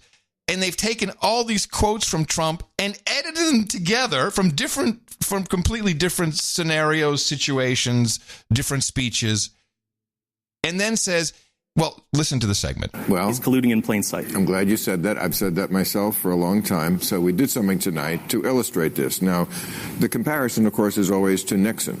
Right. But Nixon tried everything he could to keep it secret. As you say, right. Trump does the exact opposite. He does it in plain sight. I think this is the genius to his getting away with everything. I don't think he knows he's doing it. I think it's because he's a narcissist. But this is the effect of it. So what we did was we took some of the things that Trump has said, again, in broad daylight, we put them on a tape, just like he did with the Nixon tapes. Now imagine if you were hearing this for the first time in this way, where we just got this. Imagine that Donald Trump was surreptitiously taped and you heard it this way. President Putin was extremely strong and powerful in his denial today. I was going to fire Comey. And in fact, when I decided to just do it, I said to myself, I said, this Russia thing with Trump and Russia is a made-up story. President Putin, he just said it's not Russia. I will say this, I don't see any reason why it would be. Now, if people had heard that... It would have been better if it was audible. Wouldn't we say, that's the smoking gun? They actually had to have subtitles underneath it. The audio was so stupidly bad. I mean, this is delusional. It is delusional. I was just like, whoa, man, what are you doing? I can assure you it was his idea.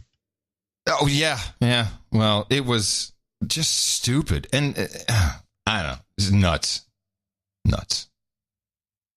Sad that people are like that. That makes up for my little thing. What? Let me read this note from anonymous guy. You mentioned, this is a good bit, and this actually applies to everything we do on our show. You mentioned local news regarding the measles rubella outbreak in Detroit, and I thought this additional info might be valuable. My wife used to be a local TV news reporter. Yes, is a good note. Yes, you have it too. And worked at multiple stations. She got fed up with the abysmal treatment of people in the local TV news industry as a whole. So that's something he can expand upon later. Yes. I want to hear the stories. Yeah. Because that's what we do. She left her job and got into PR. This note isn't about the abuse, but I can go into detail later. When she was a reporter, she was often actively discouraged from seeking out new story ideas.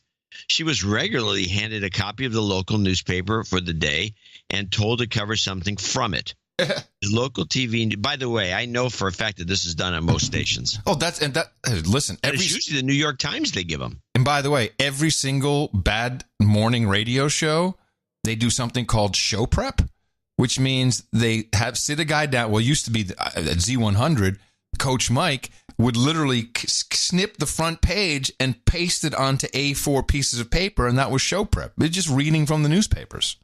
Yeah. She said the local TV news station, the paper, owned by the same people. There were a few times when her story was rejected because it put a bad light on friends of the station. Or her story was alerted by a producer deliberately having false information added to the more flashy. She pushed back against this to make the story more flashy. She has dozens of stories like this. Now that she's in PR, she has to get earned media for her organization. There have been multiple instances where she has literally shot and wrote stories for reporters, and they put it on TV later that day almost exactly how she set it up. That's what it is. Today's PR organizations are producing your news. Yes. All that is to say, good reporters are often being stopped from reporting real news, while bad reporters are saying literally what they are told to say. Who knows who who knows who's in Detroit pulling shenanigans like this? Yeah, well, that's what we pointed out when we did that clip in the last show, when it seemed as though it was just a piece put together. The local reporter jumped in. They've screwed it up. Yeah. Exactly. So that's what we're dealing with here. And maybe this would be a good segue into an explanation of how the M5M printed press works with the intelligence community, as this was explained once again in broad daylight, clear as day, by James Clapper, the former director of national intelligence. He was on CNN. This is the conversation here was the difference between Julian Assange and WikiLeaks as a journalistic organization and real journalistic organizations. There's a difference. Do you know what the difference is between WikiLeaks as a journalistic endeavor and the New York Times or Washington Post? Yeah, one is run by the CIA. I do think that Jeffrey Toobin, I think, has always articulated the complexities of this case. And there is the, freedom of the press aspect. I personally, and this is a personal opinion, not a legal opinion, think I'm in my Pompeo school that WikiLeaks is really a non-nation state hostile intelligence service. But I'm saying that as an intel guy and having lived through the grief that those revelations caused. There is the comparison between WikiLeaks and the likes of, say, the New York Times or the Washington Post. That's what WikiLeaks is making. I mean, they want to make that comparison. I recognize that. I will just point out one subtle difference from a practical standpoint is that when the New York Times, the likes of the New York Times or the Washington Post or any of the responsible media came into possession of classified material, typically, not always, but typically, they would at least give us, the intelligence community, the opportunity to comment and make the case for not publishing something.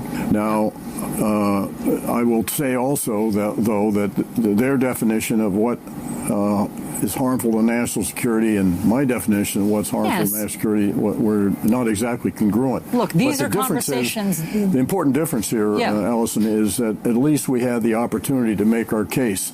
And if someone's life was potentially at risk, responsible media would not publish that. Oh, responsible media. You're right. One is run by the CIA and checks in with home base to see if everything's okay. Can we publish this? Is it okay? You sure it's okay? I don't want to hurt anybody. Yep. So we have, I have my one Assange clip since we brought it up. Oh, good. This is a PBS report on Assange, and I thought there was an odd angle here. Okay, let's see what it is. Fight over extradition for WikiLeaks founder Julian Assange has intensified. Assange was arrested yesterday in London on U.S. charges of conspiring to break into a Pentagon computer. Today, Britain's opposition Labour Party urged its government not to extradite him to the U.S. On Twitter, Labour leader Jeremy Corbyn said Assange is being targeted for, quote, exposing evidence of U.S. atrocities in Iraq and Afghanistan. His party spokeswoman for domestic affairs echoed those concerns before Parliament. It is this whistleblowing activity into illegal wars, mass murder, murder of civilians and corruption on a grand scale that has put Julian Assange in the crosshairs of the US administration. Assange had lived in Ecuador's embassy in London since 2012 until the country revoked his asylum yesterday. Okay. Well, a couple of things. One, the woman speaking on behalf of Corbyn goes on about this being a target of this administration. Mm-hmm. He ran into the Ecuadorian embassy in 2012. This did nothing to do with Trump. No, but you make the news if you can tie Trump into it. Yeah. You'll get on the news. They tie Trump into something that Trump's got nothing to do with. And then, of course, Sessions is the one who put this thing together, which is, kind of... You mean the 2018 indictment for possibly attempting to hack into a defense computer? The hacking. Yeah. It's attempt. It's an attempt. It's not even proven. It's just an attempt. Yeah, which is weak. Now, the thing is that a couple of things I note is that, for one thing, the discussion that you just played with Clapper and whoever, and talking about Tubin. This particular indictment's got nothing to do with whether or not Julian Assange is a journalist. It has to do with hacking a government computer. Yes. So it's like, why are we even discussing that? Let's discuss that when it's discussable. Yeah. And it's also a pretty weak case, which makes you wonder if they're just trying to get him out of the country so they can shoot him. I think there's an assassination attempt coming up on this guy. Well, so there's a number of things at play here. One, I don't know if you had a clip, you wrote about it in the newsletter. Trump all of a sudden is like, WikiLeaks is not my deal. I don't know about WikiLeaks. This is, of course, ludicrous because, yeah, we know exactly you knew what WikiLeaks was, but I think he's saying something different. It is namely Mike Pence who's been involved in not WikiLeaks, but in the Chevron case, multi-billion-dollar case with Ecuador. He was there just like a month ago. He was in Ecuador, I think. Yeah, well, let's back up on this story. Was it Chevron? I don't remember. Yes, it's $8 billion, and it's I have the story here somewhere. What happened was they were doing some exploratory drilling, and I guess they found some wells or something. Well, one of them they leaked ruined all over the Amazon. It was about the Amazon rainforest. Yeah, it's in the Amazon rainforest. They were digging around. It's from 93. This is a case from 1993. It's how long it's been going on. And the Ecuadorians have been bitching about this ever since. Yeah. Because no one came to clean up the mess. Yeah. That's all it is. You made a mess, clean it up. Yeah. They refused to clean it up. They said, you're a bunch of dumb screw-ups from Ecuador. We're not going to do what you want us to do. We're out of here. And so they left a mess. And this has been a bone of contention ever since. So I think that's what Trump meant when he was saying that's not my deal. But also, in addition to that, the one thing Julian Assange has said he can prove is who he got the emails from Podesta and the DNC, where they came from. He says that's why they may be an assassination attempt. This information cannot get out. Because that will definitively ruin every last hope there is of some Russian collusion Trump connection.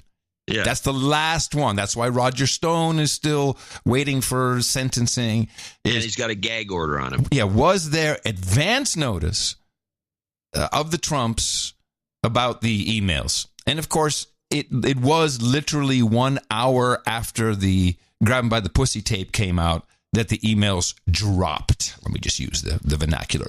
They dropped. WikiLeaks dropped those emails. They dropped them. So, assassination attempt, yes, or definitive proof. I mean, if you can get the guy in the right situation where he can speak a free mind, he has stated before, I can prove who did not give it to me. I don't know how you prove the negative. Julian would be one of the first to be able to do that successmesually. Well, he's probably worried sick that he's going to get killed. And he may very well get killed. But, man, there's a lot of I mean, what a conundrum, you know? It's just a conundrum when you think about how the press is handling the situation, how... the press is shameful, and then you have all these guys like Lindsey Graham, who thinks he's a traitor and should be hung. Yeah. Who's the guy, encouraging the assassination. This is a bad situation.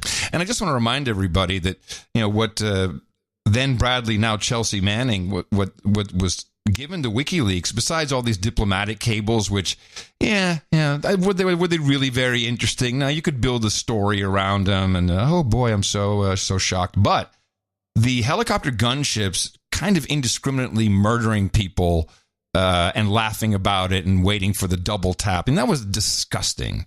Yeah, totally. And the outrage should be about what we were doing, our guys and gals were doing. It was really... Well, that's what I think Corbyn and his mouthpiece were trying to say, because they were discussing that. People don't even remember it, John. They don't even remember. The amygdalas are in the way. So, and then, there's so much confusion between people because they still think about WikiLeaks and how's that in combination with Snowden, which really wasn't so much WikiLeaks at all. It was more New York Times and Washington Post and The Guardian who were publishing the Snowden stuff. So, people will easily say WikiLeaks published Hillary's emails. No, it was the DNC. But there's a missing link. There is a person or someone, there's connection that has not surfaced, and that's probably what Mueller had to go and hide to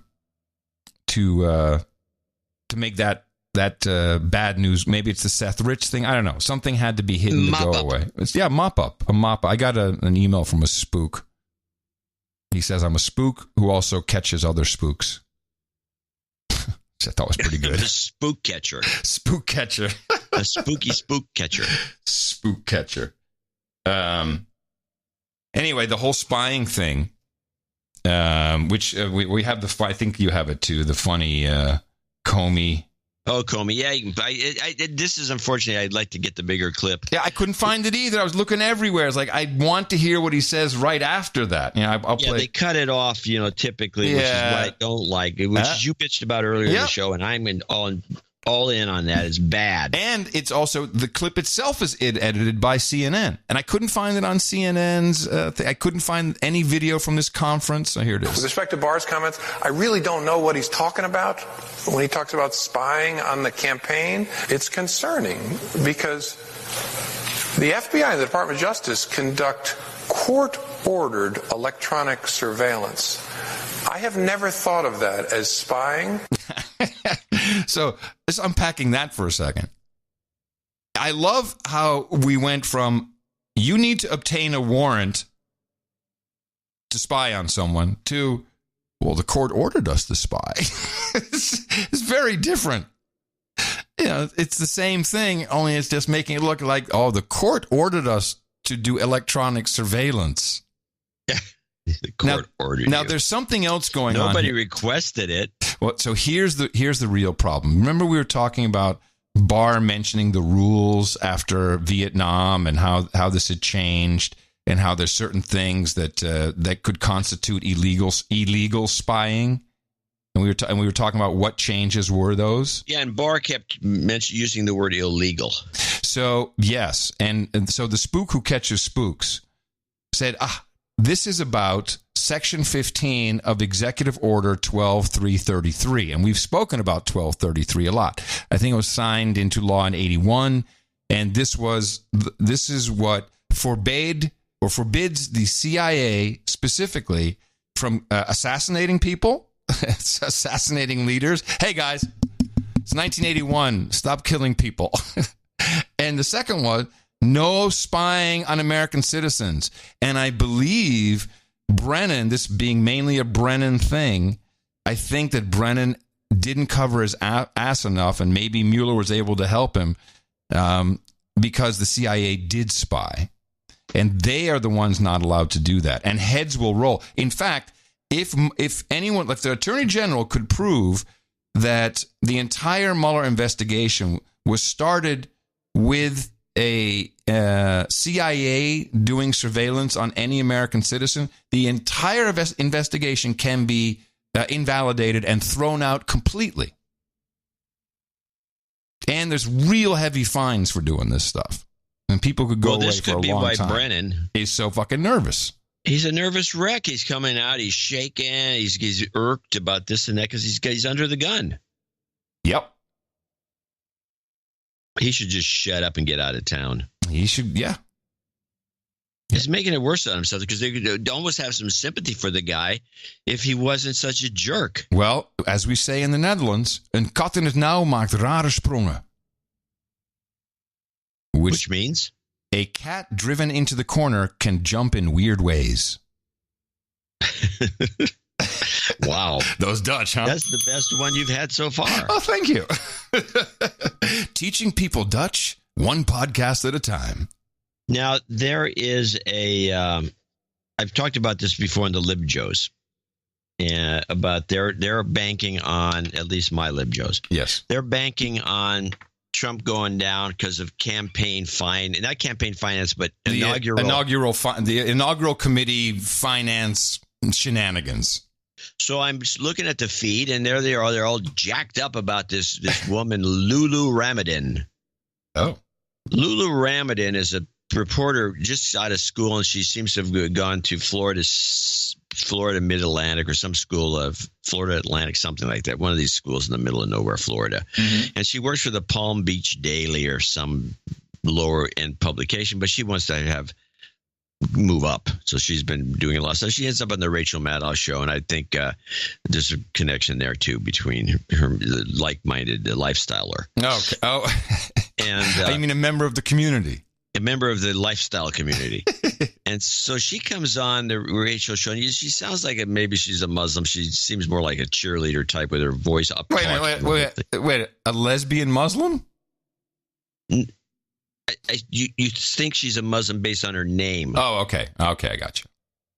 And I I don't know that she's a lesbian either, or Muslim. It just seems that if you do due diligence, it just kind of crops up as possible. So, but I have no idea. And so she goes on Maddow. She's talking about the story she wrote, which apparently, according to the LibJoes, is a breakthrough story. Oh, this is it. This is the one. This is the tipping point. The walls are closing in. The walls are closing in because the beginning of the end. I listened to her. I read the story, and the story is, I don't know if she may become a good writer, but it seems like a lot of loose ends, and it doesn't really get to the point. You don't know. I don't know if Trump knew anything about it, but there's some corruption that took place at one of the galas. There's one thing I need to ask about Lulu. Is she hot? She is, I would call her not unattractive. Okay. Well, that's good enough for me. Sorry to interrupt. Yeah, well, there's that. Anyway, the point is that I don't get this being the key. I mean, if anything, somebody ripped off the campaign. It wasn't Trump. But let's listen to this clip. One of the things that you mentioned in your piece is that the lead sponsor of the event was raided by the FBI just a few weeks after this event happened. First of all, is there any indication that there's any connection between that FBI raid and what happened at this mysterious Trump inaugural gala? And do we know further what that FBI raid was about? Yeah, so that reporting was actually from Bloomberg Business Week. And, we know very little about the raid in Saipan, at that Saipan casino. But we do know that a month later, some contractors who were hired by Imperial Pacific, that casino company, were arrested for harboring or hiring foreign workers illegally on tourist visas. So you can, infer that it possibly had something to do with that. But interestingly enough, these corporations and businesses that sponsored the gala, several of them benefited from a bill that Trump signed into law a year later that actually assisted them and offered more avenues for hiring foreign workers legally, which essentially allowed these businesses to avoid what we now know some of them did do and hire foreign workers illegally on tourist visas. You're right that we don't know how these dots connect, but the dots that you've been able to spell out with this reporting and connecting it to other reporting here is we've got entities, including this raided Saipan casino firm, donating money to an entity that disappeared it. We have no idea where the money went. It definitely wasn't reported to the FEC. After that money was donated to this Trump inaugural gala, the Trump administration did take action to benefit those firms and others like them. Now nobody's accounted for that money still, and we don't have any sense that anybody's looking for it. It's just I realize it's a complicated set of facts, but when you line them up sort of chronologically in terms of who got what for what they appeared to have spent their money on, this is just it's a stunning piece. Sounds like curatorial journalism to me. It's just for hollow. Yeah. And this is what everyone's banking on. They're banking on this, I'm telling you. But why? That is so odd. Yeah, they really think there's something there. And I think Rachel kind of hinted at the real futility of this approach because she says, well, it seems as though nobody's even looking into this because they're not. Exactly. Oh, man. Update. So I got I've been listening to Pachenik. Yeah, the man I bring to the table, now you've taken over. You're just doing clips from him. No, I've not taken over anything, but I did get a kick out of this particular thing. I saw this. I didn't even know about this guy until I saw the Pechenik piece. Yeah, this is a guy who's very highly praised, and he's behind a lot of the neocon stuff, and Pechenik hates him. And so I noticed that when Pechenik hates somebody who's had a run-in with him, and after the guy dies or whatever it is, Pechenik just goes after him. And I'm reminded there was a scene in the last season of Berlin Station, which was taken off the air. Yeah, it was probably too good. And the guy was he's an ex-spook. This is when I did have a clip of this on, and we played it on the show. He says, "What's this ex-spook going to do?" Oh, a podcast. He's going to be a podcaster. Right. Although I think that was from Madam Secretary. It was a different guy, but it was the same kind idea. Of thing. This guy was a spook who decides to start doing a podcast, and he's yakking about stuff he shouldn't be yakking about, and then eventually they're worried sick that he's going to. So you're equating Pechenik to that, to a former spook who's doing a podcast? I'm reminded of it. Oh, okay. I'm not equating Pechenik to being an ex-spook that's doing a podcast. No, he's a current spook on YouTube. It reminds me of the ex-spooks doing his podcast. No, I don't think he is an ex-anything. Well, who knows? He's a handler, and we enjoy him very much for this very reason. I think he's fascinating because he really shoots from the hip. He brings a lot of nastiness. He's nasty. He's got a lot of nastiness in his. I do know he's spoken about, although it didn't ring a bell then, but during one of our phone calls, he mentioned this guy, and I think this guy. Well, let's see if you have that in the clip, and I'll tell you the story. I have the whole thing. It's like Pechenik. Well, maybe there's something to cut out, but this is Pechenik talking about the death of a very famous diplomat character, Andy Marshall. And I think what ticked Pechenik off was the fawning obit that the Wall Street Journal gave this guy. And so Pechenik, in his normal way, has to set the record straight. A man whom I know and you know nothing about. His name is Andrew Marshall. He was the director of the Office of Net Assessment.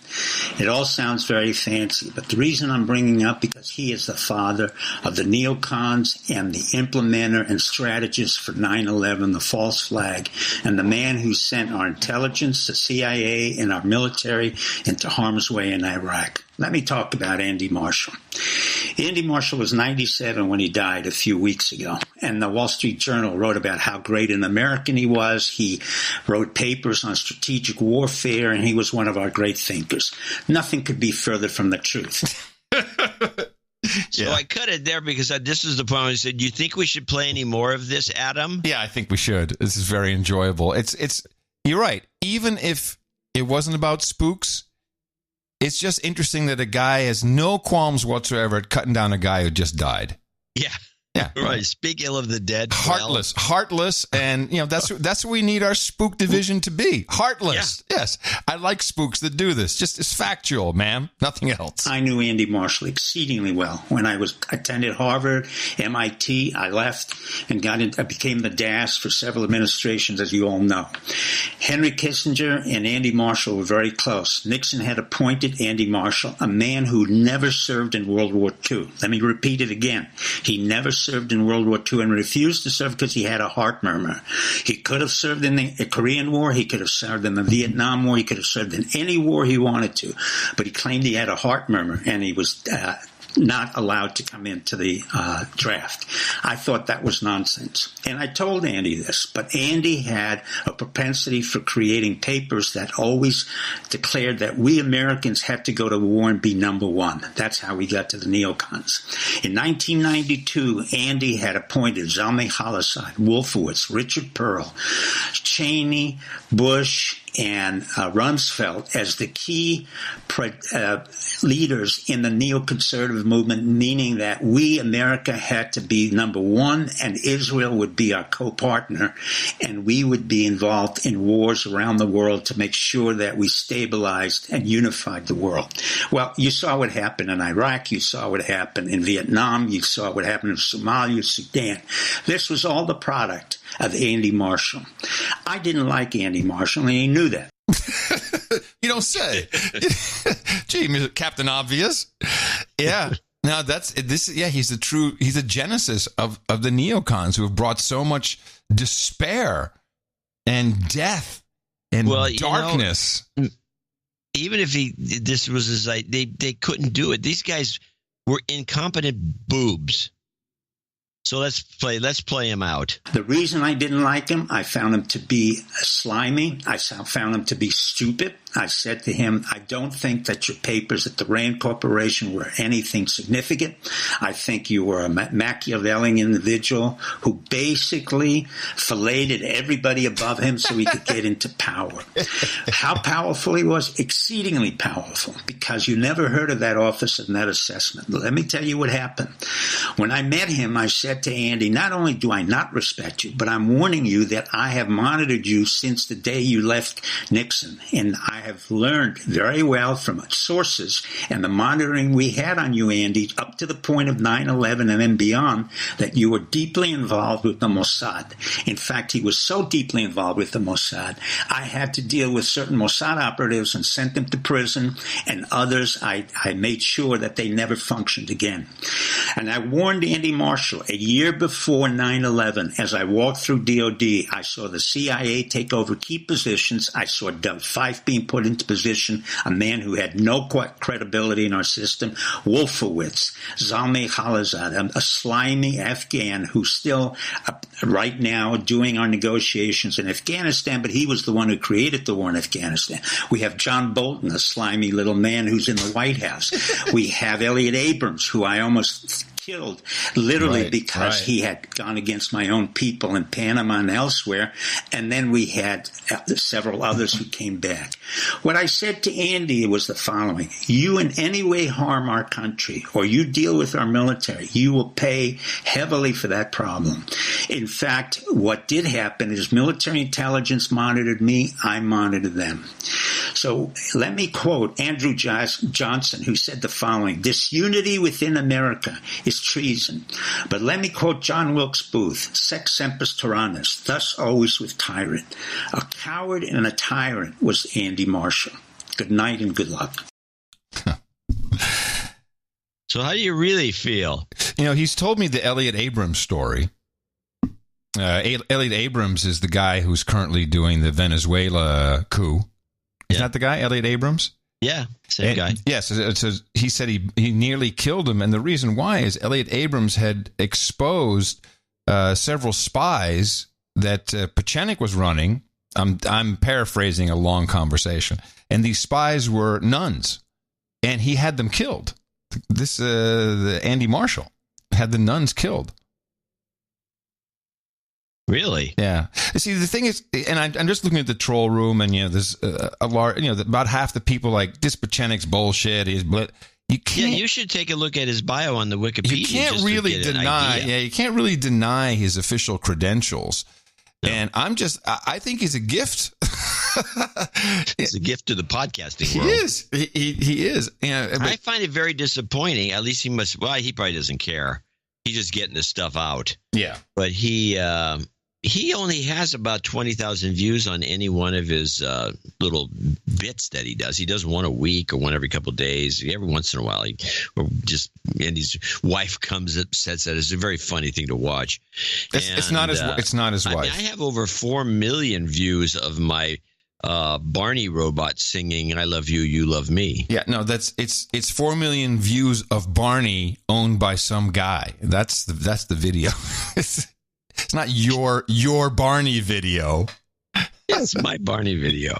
It's a video of the Barney I own. Nobody compete with Barney, man.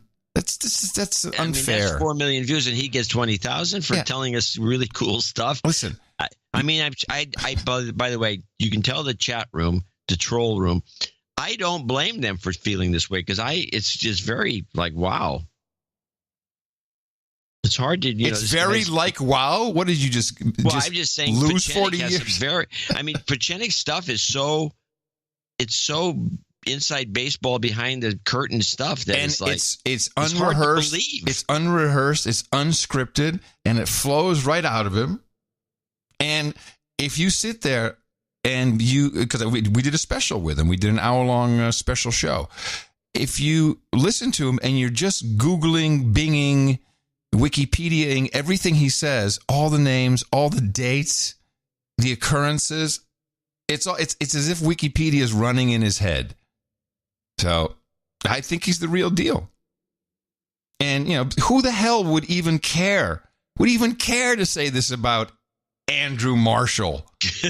Who? No one.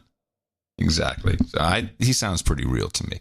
Just because that was so heavy, John, we need a little transition before we go into our second donation segment here. Yeah. Just to take a breather. I got plenty of that. Go on. Well, I have Maxine Waters. With Steve Mnuchin. Maxine is now the chairwoman of the Financial Oversight Committee. Oh, yeah. Is this the one I wanted to have a couple of shows ago? Yeah, well, I have it now. I lost it. I have it. We'll just play a little bit. I think he's been there for a long time. Of course, it's all annoying. But 3 hours. Yeah, he'd said beforehand, like, I got to go. I got someone waiting. And it's just listening to Maxine and him go back and forth. It just kind of, I don't know. It's nice for the palate. Mr. Secretary, if I may, you had indicated that you would like to have a press conference in this room following... No, I'm going to cancel that. I don't have time for that, so I'm not... Well, that's what I was going to ask you, if you would, instead of having the press conference, continue with those members who have been waiting here for so long. And I think what I thought I originally heard was 5:30 rather than 5:15. So is it possible you could give us another 15 minutes to get to these members? I have a foreign leader waiting in my office at 5:30. Okay, I agreed to stay longer. It will be embarrassing if I keep this person waiting for a long period of time. I wasn't going to have a press conference. I was going to have a short... Mnuchin also sounds like a total dick. Mnuchin looks like a dick, too. Gaggle. I'm not going to do that. And I've assured you, I'm happy to come back here and answer more of your questions. I respect the committee, and we want to have a good working relationship with you. So I hope you'll understand I'm already going to be late to my 5:30. I do understand. We're late all the time, unfortunately. We're all pressed for time, and I do get it. However, I think I indicated early on that we would request or require that you come back at least 2 more times in the month of May. Is that something you're agreeing to? No, Madam Chair, I find this to be, I have here every single time Jack Lew and other people came here. There's never been anybody that's been here more than 3 hours and 15 minutes. I've sat here for over 3 hours and 15 minutes. I've told you I'll come back. I just don't believe we're sitting here negotiating when I come back. We'll follow up with your office. How long would you like me to come back for next time? I've told you I'll accommodate you. I appreciate that, and I appreciate your reminding us of the length of time other secretaries have been here. This is a new way. And it's a new day, and it's a new chair. Okay. And I have it's a new way, it's a new day, it's a new chair. I'll be rhyming. Woohoo! The gavel at this point. If you wish to leave, you may.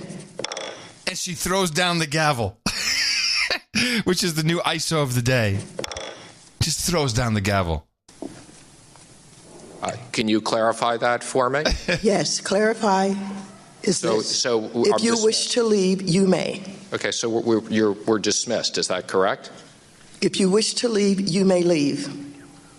I don't understand what you're saying. You're wasting your time. Don't remember you have a foreign dignitary in your office. I would just say that the previous when the Republicans, they did not treat the Secretary of the Treasury this way. So if this is the way you want to treat me, then I'll rethink whether I voluntarily come back here to testify, which I've offered to do.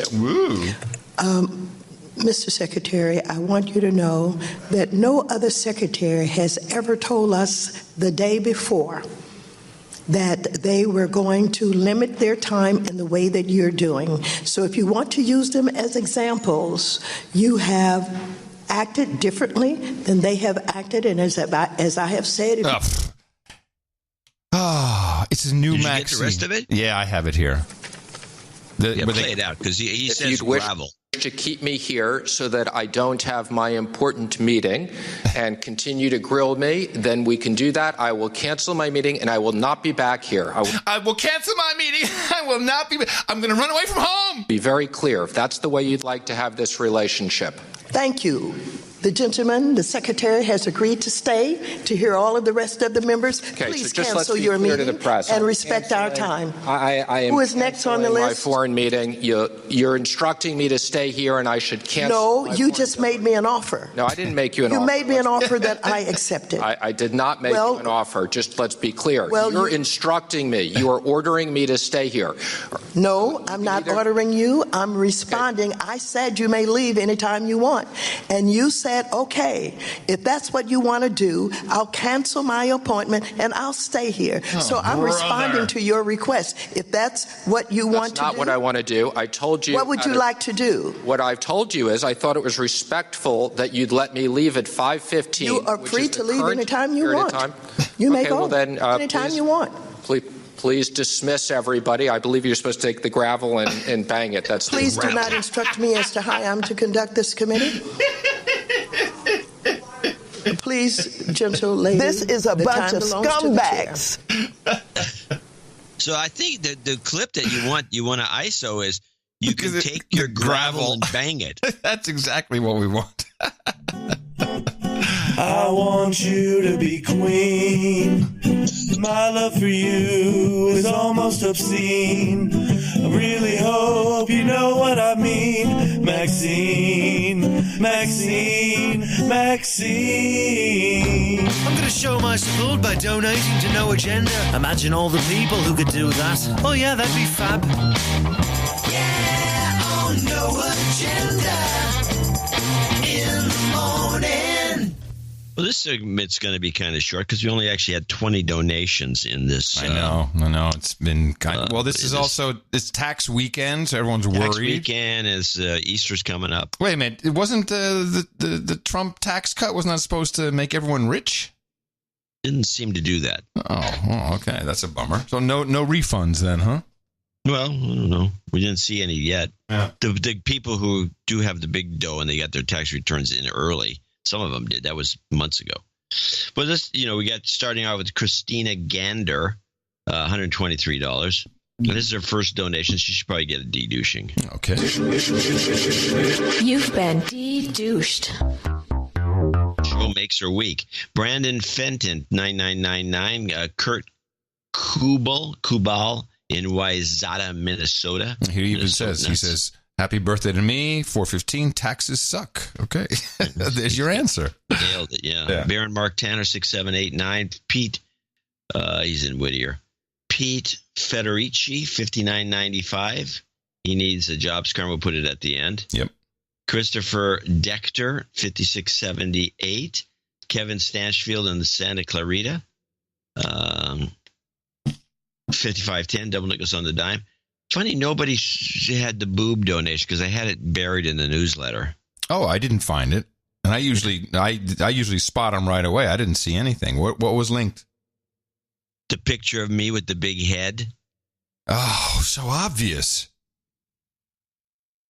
Yeah, they all missed it. That was Kevin Stanchfield in Santa Clarita, and then the rest of these are $50 donors, name and location. Wow, off the if cliff. The location is listed. Yes, quickie. Yeah. John Haller in Missoula, Montana. Jonathan Riesman, parts unknown. Kevin Silverman in Severn, Maryland. Pate Snakes in Amsterdam. Sir Pate. Robert Kerback in Essexville, Michigan. Jennifer Cochran in San Francisco. Happy birthday, Paul. Brandon Savoy in Port Orchard, Washington. Jason Clegg in San Diego. Dame Patricia Worthington in Miami, Florida. She's got a bigger title than that. Robert Weber in Lake Forest, California. Mark Johnson in Aurora, Colorado. Keith Yarborough in Austin, Texas. Hey. And last but not least, Sir David Trotsky in Joliet, Illinois. And that's our group of well-wishers and producers of the show, 1129. Well, thank you all very much. It's nice to have people thinking of us and thinking in a production mode when you want to contribute, and this is a very good way to do that. We got... what was that? You okay? Okay. That was me yawning. Oh, I'm sorry. I didn't mean to bore you. No, you weren't boring me. All right. I didn't get my coffee this morning. I woke up late. Well, thanks, everybody. And also thank you to those under $50. Damn, in fact, Mike. we will be knighting one of them who was on the long layaway program with the $5 and then $20 a month. And I'm sorry? Yeah, it's nice. You're just murmuring. Murmuring. Yes, and not only do we highly appreciate it, but we want to thank you and thank everybody else who supported the program. And we'll do another one on Thursday. Please remember us for that at Dvorak.org/NA. Reminder about our meetups. We have the Greater Atlanta area meetup on April 20th. Also on the 20th, Portland, Oregon. On the 27th, as mentioned earlier, Zurich, Switzerland. May 2nd, Seattle, Washington. May 18th, Cincinnati, Ohio. On the 25th of May, the entire eastern North Carolina region. And on the 25th of May, Pittsburgh. Go to noagendameetups.com to find out more. And, of course, we will be looking forward to doing more meetups ourselves in this. I just have to get through April and May, through the move and the wedding. Hey, Horowitz told me that you told him you're coming to the wedding. Who said I wasn't? Oh, please. Don't insult me. I've known you for 12, 13 years. You're not coming to the wedding. Okay, if that you believe that. Well, for one, you haven't RSVP'd. Oh, please. We have a strict RSVP. Are you throw me out? Yeah. Where's your RSVP? If you don't RSVP, then you haven't made a meal choice. So then you just get whatever, you get a default, whatever's left over. Meal choice? What is the meal choice? Yeah, you can choose from fish or meat. Is it rubber chicken? No. Wow. Is it like halibut? No. It's salmon. Well, tell me what it is. Is salmon. It famous? Is it salmon? Salmon. Okay, well that's out. Unless it's fresh, unless it's not farmed. It's all very fresh. It's made by. I mean, it's going to be fresh, but is it farmed or is it wild? No, it's wild. Never farmed. Kidding? It's okay. I get too much salmon already. I did have to have the yes, you will have the ribs. There's no chicken. There's no chicken. We're not serving chicken. Oh, is it going to be ribs like Texas style? Mm-hmm. Oh, I'm all in on that. Yeah, okay. And then you might want definitely RSVP. Yes. You might want to consider RSVPing. Because I don't want the salmon.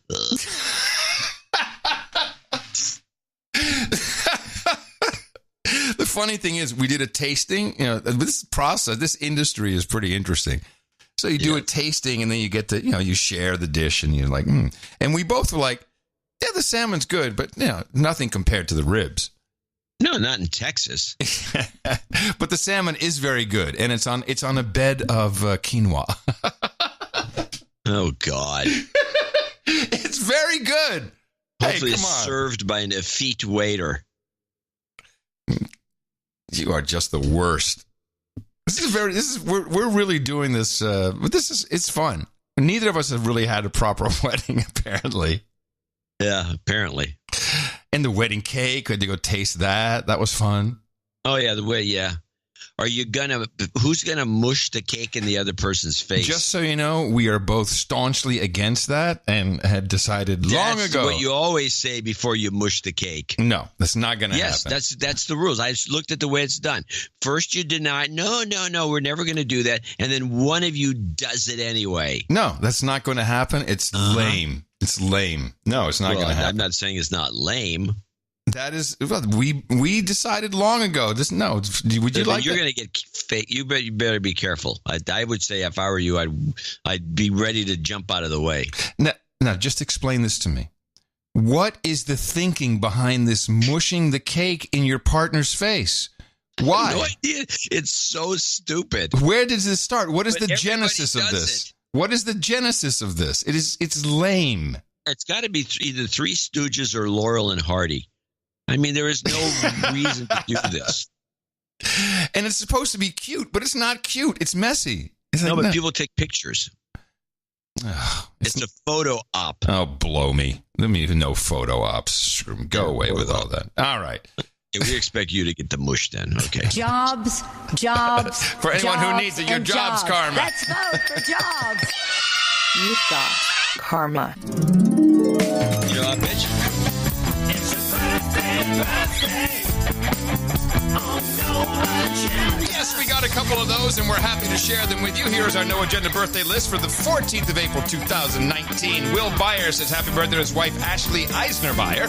Patrick Daly turns 42 today. Congratulations. Kurt Cobol celebrates tomorrow. Dan Williams will be celebrating on the 17th. He'll be turning 40 years old, 40 times around the sun. Jennifer Cochran says happy birthday, Paul.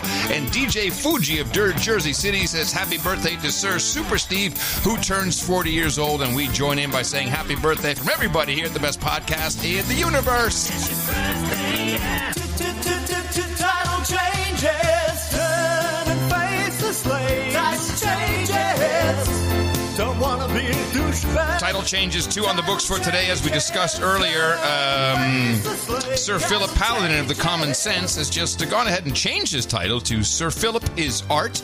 And then we have some upgrades. Sir Luke Rayner becomes Sir Luke Rayner, the Viscount of London and the Southeast. And Dame Nancy of New Jersey becomes a Baronetess for an additional $1,000 contributed to the show. Thank you very much. We appreciate it highly. And then we have one daming, one knighting. So let's get I'll get the sword here. Yeah, I got some here. You got that sword? I got the long blade. Yeah. The long. Yes, for the dame. That's perfect. Okay, there we go. Amy and Patrick Daly, both of you need to step on up here because today you are joining the roundtable of the No Agenda Knights and Dames, and that is thanks to your support of the No Agenda podcast, the amount of $1,000 or more. And I am very proud to pronounce to Kate the Dame of Thrones and Sir Pokey, first knight of the 42. Congratulations for you. We have Hookers and Blow, and yes, Dame of Thrones, Ren Boys and Chardonnay. We've got homemade beef jerky and lip balm. We got Early Times and BF4, Diet Soda and video games, fish pie and fellatio, beer and blunts, Ruben S. Women and rosé, breast milk and pablum, bong hits and bourbon, sparkling cider and escorts, ginger ale, gerbils and mutton and mead. Go to noagendanation.com/rings. Welcome both of you to the roundtable. Eric the Shield will take your information there and send it off to you as soon as possible. Thanks again for the support. It is appreciated not just by us, but by the entire network. Hi. Yeah, that's some reason I have a lot left over. Oh, we need to talk about the glitch. The glitch. Yeah, the glitch. The Israeli moon base needed supplies. And I guess they couldn't land a thing on there. And here's the Deutsche Welle report. Israelis the moon is hollow. Breath. What? The moon's hollow, and the gravity, they can't, the calculations are always Dvorak, get off my turf, okay? Get off my turf. Moon is mine. Israelis held their breath, held their heads, or even called on a higher power as it became clear that something had gone wrong. National TV carried live images from inside the control room, and there the tension was palpable. When the news of the lander's crash was announced, there was solemn applause. But Prime Minister Benjamin Netanyahu and project chiefs tried to stay positive about the outcome. You win some, you lose some. If at first you don't succeed, you try again. Wow, they needed a third cliche to round it out. See, you win some, you lose some. If at first you don't succeed, you try again. Stitch in time saves 9. There you go. I would have nailed it. You're now BB's new speechwriter. So I did have two. First, there was an analysis of what happened. Because all the reporting, I couldn't even find a clip of anyone saying it. Not that I wanted to play it anymore, but every headline was glitch causes it to crash, glitch. Like, that is so unacceptable. So I went seeking, please, can anyone tell me technically what happened? This is not just a glitch. And I had to go to Deutsche Welle to get one explanation. So what went wrong on this mission? It was a crash landing. It was really during the last seconds, It was a crash landing. few seconds, just before the touchdown, they were only 150 meters apparently above the surface, and then Mission Control lost communication for some reason. So we don't really... Not much better with the force. Lost communication for some reason. You might as well just say glitch, but okay. know what happened during those last meters, but, they say that maybe the main engine had a problem. We'll maybe see in further investigations. But what is clear is that the Bereshit lander wasn't very robust. As it's privately funded, it needed to be cheap. So there was no backup for communication systems or for the solar panel to keep costs low. So their big goal was to be the first nation on the moon. This is what confused me of the Deutsche Welle. She'll say this again about Israel being the first nation on the moon. That's odd. Why would she make that mistake, and why would this guy not correct her twice in a row? Have a listen. Systems or for the solar panel to keep costs low. So their big goal was to be the first nation on the moon. This dream obviously crashed, right? Even though they were so sure to make it. If you look at their Twitter feed, there was one person that tweeted, if they land on the moon successfully, they will be the first nation on the moon. And they corrected not if, but when. Am I missing something? They're missing something, and you're right. Why doesn't the guy say something about that? We bombed the moon once. Yeah, that's about all. That's the only time we actually reached it. I mean, it's so obvious to me that, in 1969, we sent up some tin cans and woo, and it worked, and we had that lunar module, and we had dudes on there, and a damn Jeep that roamed around, and all this cool stuff. And the Israelis, yeah, it's privately funded, sure. But Elon Musk I guess he got them into orbit and they couldn't land. I mean, what is this? How it's just not believable anymore. Here's Space IL's general manager, Ofer Doron. That's probably a mispronunciation. In 13 seconds, he'll tell you exactly what happened. We finished an initial look at our telemetry data. It seems that the failure in our inertial measurement unit caused a chain of events in the spacecraft avionics, which cut off the engines and caused us to lose the mission. Failure in the inertia measurement component. It's because of the hollow moon, man. Gravity is not the number was wrong. That's what I agree with you there. I think that the gravity number is off because it's hollow. Thank you. Mahalo. And so it just crashed because they haven't done it successfully yet. They want to be the first nation on the moon. Someone's got to get their story straight. Well, no one's going to do it in our time. Well, no. So I finally got an interesting couple of clips. Let's run the interesting clips now. The guy that was taking the test for the students, he was arraigned, and I guess he's going to go to jail. This is in the college school, the admission scandal. Yes, he was doing taking the SAT admission scandal. I want you to guess. I know you don't have this clip or you didn't hear this. How much was he paid to take the SAT for somebody, and then also not only take it but get a score that would be? Apparently, he was so good he can manipulate the score, so he knew all the answers, and he could. How much was he paid per test? Why would you think I wouldn't know this number? Oh, you know it? Yeah, of course. What do you think I do all day? Oh, man. Florida prep school administrator Mark Riddell pled guilty today in Boston federal court to taking entrance exams for students in a massive college admissions bribery scheme. Prosecutors said the 36-year-old Harvard graduate was typically paid $10,000 per test. Riddell could face up to 20 years in prison and a $250,000 fine. Now, did you think that was a lot? I didn't think it was a little or a lot. I just thought it was good money for taking the test. I was thinking the same way, like, because you can only pick one up, once every couple of weeks, I guess. Yeah, but it's $10,000. You do 10 a year, you made $100,000 off the top. Yeah, well, there's hope. Hey, exit strategy. Do you think you could ace? Do you think you could ace the exam? I could come pretty close. I got really high scores on the SATs. Oh. Now we all know why I went to West Virginia. Well, West Virginia's a good place to be. Mm-hmm. Okay. Okay, here's we talked earlier in the show about that's true, that girl. Yes, yes. Well, one of our producers sent me the link to her talking about horse healing, which is what she does for a living. And she's completely different. She's completely different. She's still nuts, but she's completely different, and she's a little more normal.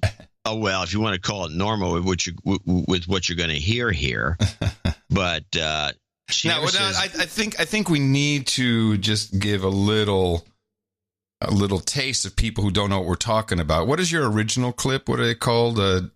Kooks, dingbats, crackpots. I forgot something insulting. Yeah, that would be about right for you. Come on, man. I'm not denying it. I'm not a denialist. No, I wish I could. The Angelic Initiative. No, that's the newer clips. Oh.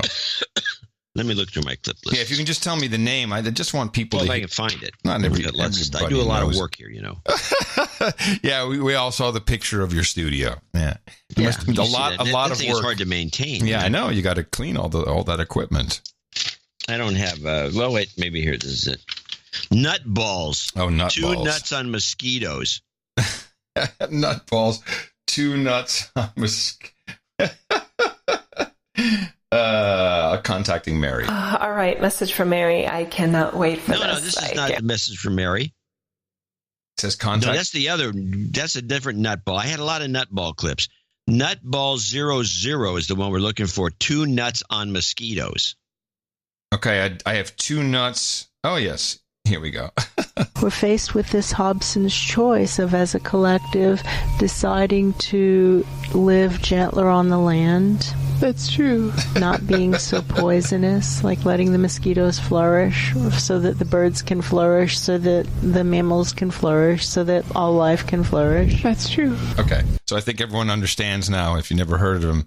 And they're guiding energy pathways, etc. Yeah, and they're holding their arms up in the air like idiots. Well, I let me listen to this. I've seen the entire thing, so I'm looking forward to a refresher course of the "That's True" girl as a horse healer. As a vet, it's not really possible to do that, and because that electromagnetic field runs through all the aspects of their experience of sentience, it's possible for me to really get inside of there.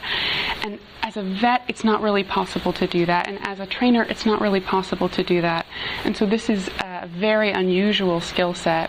And then once I'm inside the horse's energy body, we can find the blockages that are underneath their problems. It doesn't matter if it's a physical problem, a behavioral problem, an emotional problem, a training problem. There's something under there keeping that horse from healing, or that horse would have healed already and we wouldn't be having this conversation.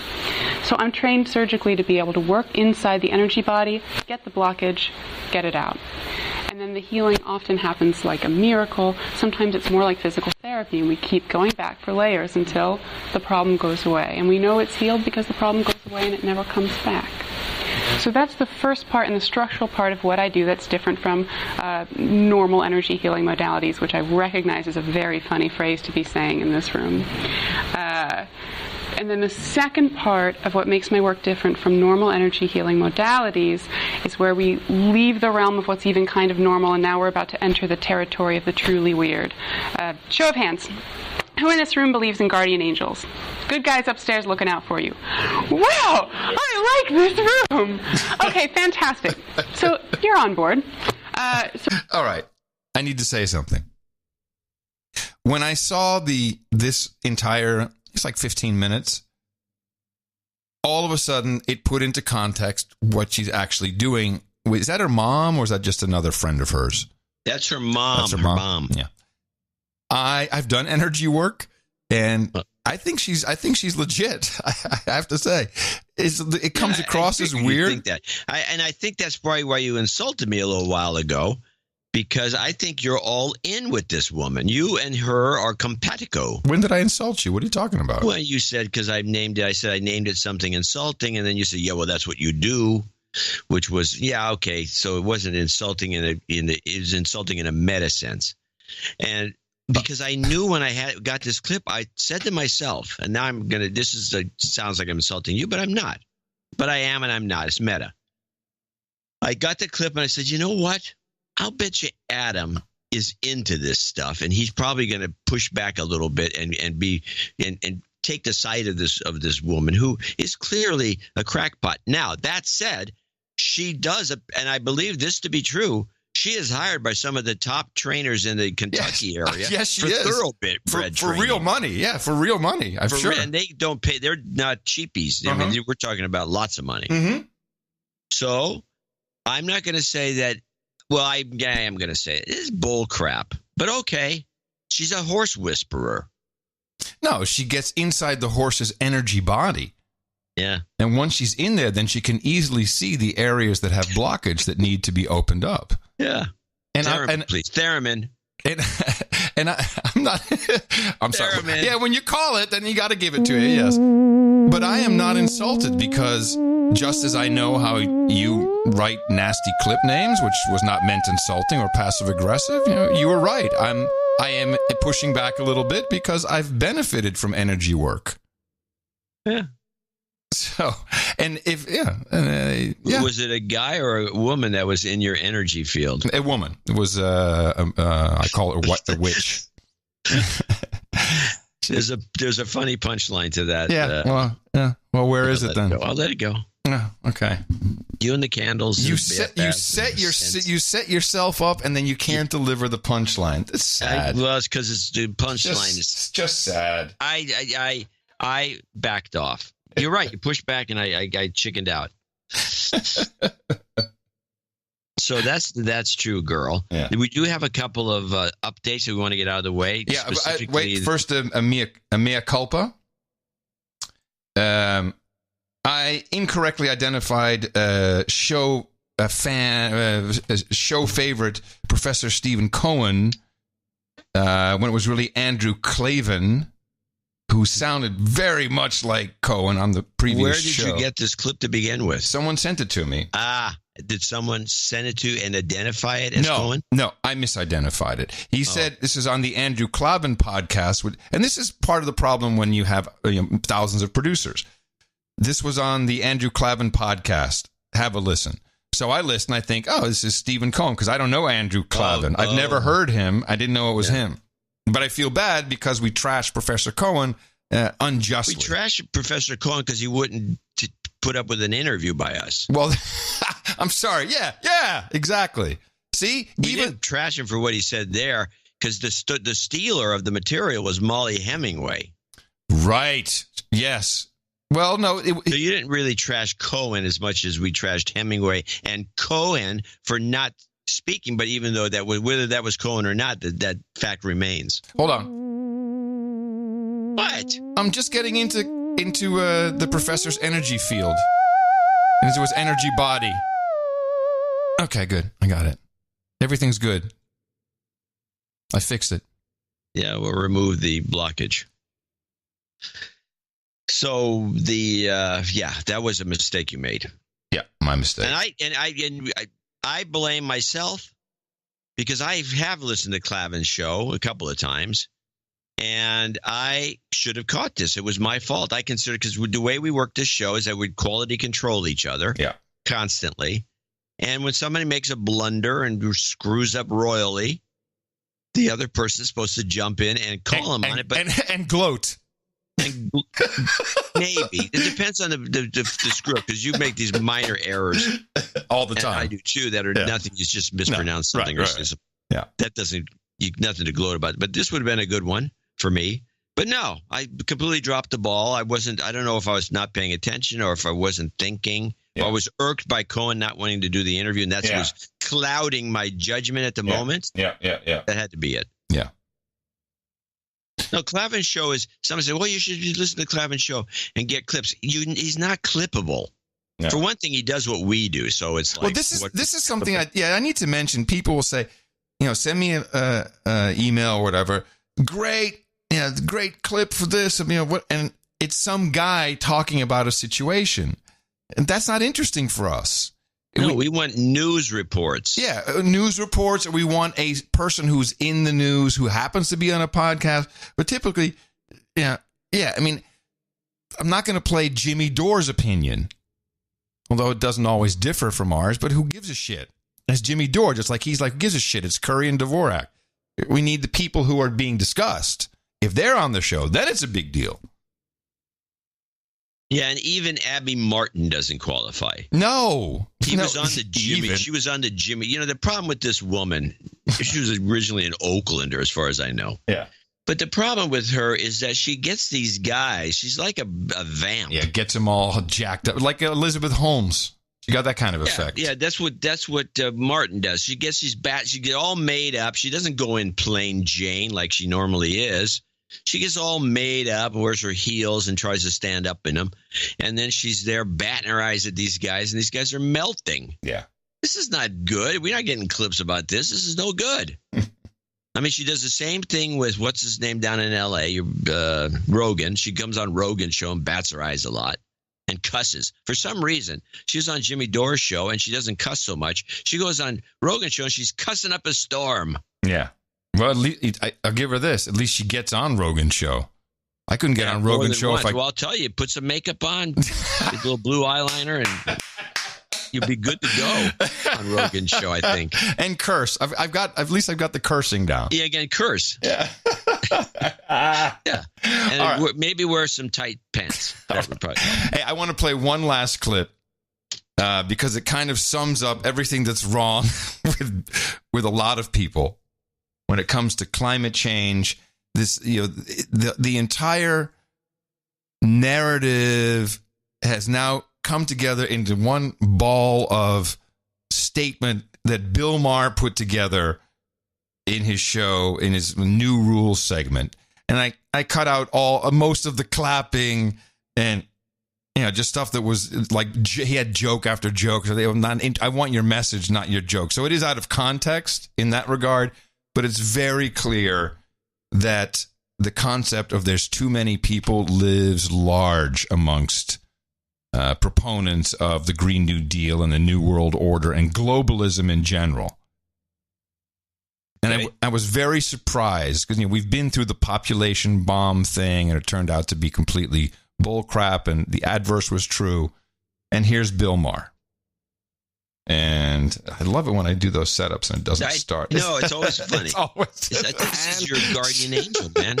Teaching you a lesson. Let me just get out of my energy body and start the clip. And finally, new rule, let's take a break from bashing millennials for their safe spaces, man buns, and avocado toast. And give them credit for doing something right. Having less sex than other generations, and so less babies, which is good for the planet. Woo! You get the gist? First of all, is this a common belief, or is this just the applause sign went on and they applauded? Or do people really think that's great? I mean, do you think it's better if we have less people? Well, there's an awful lot of that going around. That meme is going around, and it's going around big. Well, yes. Well, here it is then. But instead of asking why America's young people are having less sex, let's just be glad they are. Earth Day is coming up, and I can't think of a better gift to our planet than pumping out fewer humans to destroy it. People talk... Woo! Are they insane? I'm against this talk.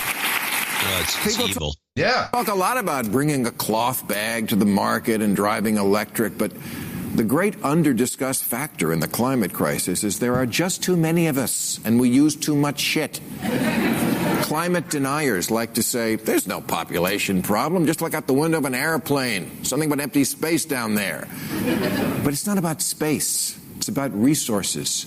Humans are already using 1.7 times the resources the planet can support. Where did this? There's that thing again. That wasn't that an AOC thing?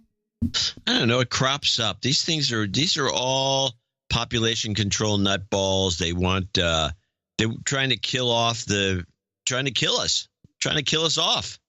The world's population is increasing by 1 million people every 4.5 days, and that's just on the 405. I gave him that one. We don't need smaller carbon footprints. We need less feet. I mean, some days, a simple trip to the grocery store takes hours between the traffic and finding parking, the lines. I tell you, I don't know how my assistant does it. See, when he does that, that's when I kind of go towards the Rogan camp of thinking this whole thing is a bit and he's just doing it to make these kinds of jokes. Because that's serious. Felt like what? It's just the way it's the structure of his material. Period. He does that. This is the same as the John Oliver bit and Colbert, not so much anymore. But where you make a serious point and then you back it off with something that's ludicrous and kind of funny to make people kind of think that you're okay. Right. It's that. You're right. It is. It's the Jon Stewart cadence. You're right. Wait, ha ha ha! I'm laughing, and the message was embedded into my head. Damn it, Dvorak, you're right again. See, I don't insult you. So it's no wonder millennials are freaking out about having kids. They and Generation Z are waking up en masse to the idea that way too early in their lifetimes, the planet is going to be a shit show. Alexandria Ocasio-Cortez recently did a live Q&A on Instagram where she said it outright. She said, "What? He did a tell." Oh, gosh. Clearing his voice. Oh, my God. I missed it. I missed it. Good one. It's no wonder millennials are freaking out about having kids. They and Generation Z are waking up en masse to the idea that way too early in their lifetimes, the planet is going to be a shit show. Alexandria Ocasio-Cortez recently did a live Q&A. Wow, that was an in vocal tell. Yeah, you're right. Yeah. On Instagram where she said it outright. She said, young people are asking, is it okay to still have children? Utah's Republican Senator Mike Lee went so far as to rebut AOC's threat to stop breeding by saying climate change is an engineering problem and problems of human imagination are not solved by more laws, but by more humans. Which is easy for Mike Lee to say. He's a Mormon. When he dies, he gets his own planet. Liberals are also at fault on this issue. I've never heard a liberal say that falling birth rates are a good thing, which they are. Everyone talks about falling birth rate like it means there's something desperately wrong with the country. They're depressed. They're not fucking enough. You know what? Whatever problems are caused by falling birth rates aren't nearly as dire as the ones brought on by overpopulation. In 1900, there were less than 2 billion people on Earth. Now it's approaching 8. We can't just keep going on like this. The world is just too crowded. When was the last time you sat comfortably on an airplane? Wouldn't it be nicer to just have fewer people around? It's no secret that there are a lot of... He sounds like a white supremacist, really, to me. He just wants fewer people around. He doesn't want a lot of people in the airplane with him. Of Jewish people in show business. Oh, yeah, this is good. This is actually very interesting. This is the end. So you want... I'll just go back. So, again, the context, you want less people. When was the last time you sat comfortably on an airplane?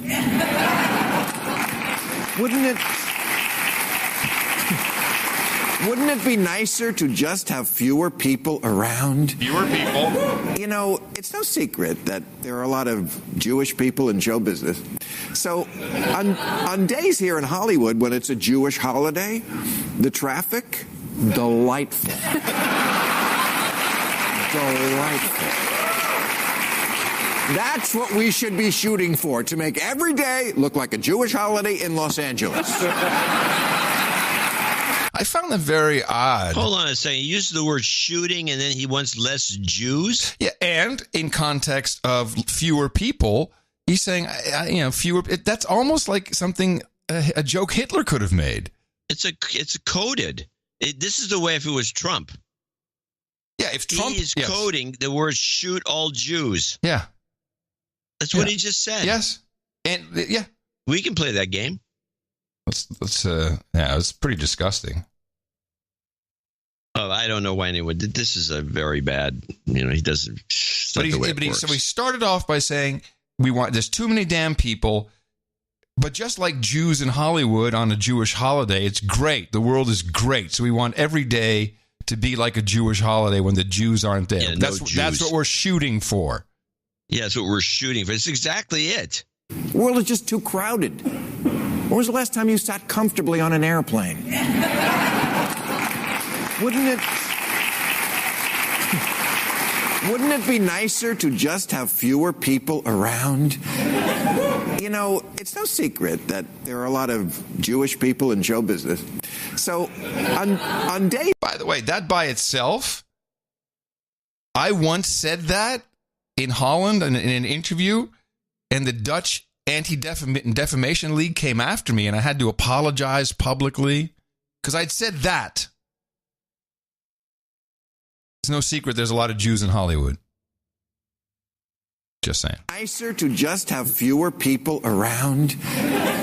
You know, it's no secret that there are a lot of Jewish people in show business. So on days here in Hollywood when it's a Jewish holiday, the traffic, delightful. Delightful. That's what we should be shooting for, to make every day look like a Jewish holiday in Los Angeles. Wow. So, please, masturbate. Don't procreate. Which is what he does, apparently. Yeah. Before each show. So what is his real message here? What is he really trying to say? Is he trying to say anything? Did he write it? I don't know, man. But he proved it because he's like the head writer for all practical purposes. Yeah. Even though there is a head writer usually. But climate change. The problem is we got too many damn humans, and we should be ultimately we should be removing the Jews. That's the way I would look at it. That's what we're shooting for. If I'm the Defamation League, I don't know why they're not on his case tomorrow. Should at least explain that it was a bit. That would be horrible, though, if a comedian had to explain as a bit. But is he a comedian or talk show host? I don't know. No, these guys are doing a lot of political stuff. Yeah, no kidding. That's true. That's true. Need to thank Matt L., Jesse Coy Nelson, let me see, and Danny Luce, for they are bringing us the end of show tunes for this episode, and we appreciate that very much. And we'll be back on a Thursday with another jam-packed show filled with deconstruction. I don't know, Scott Adams, we found news. I'm coming to you from downtown Austin, Texas, capital of the Drone Star State and FEMA Region number 6 in the 5x9 Cludio, almost for the last time, in the common law condo as well for the last time. In the morning, everybody, I'm Adam Curry. And from northern Silicon Valley, I'm John C. Dvorak. Remember us at Dvorak.org/NA until Thursday. Adios, mofos! And such.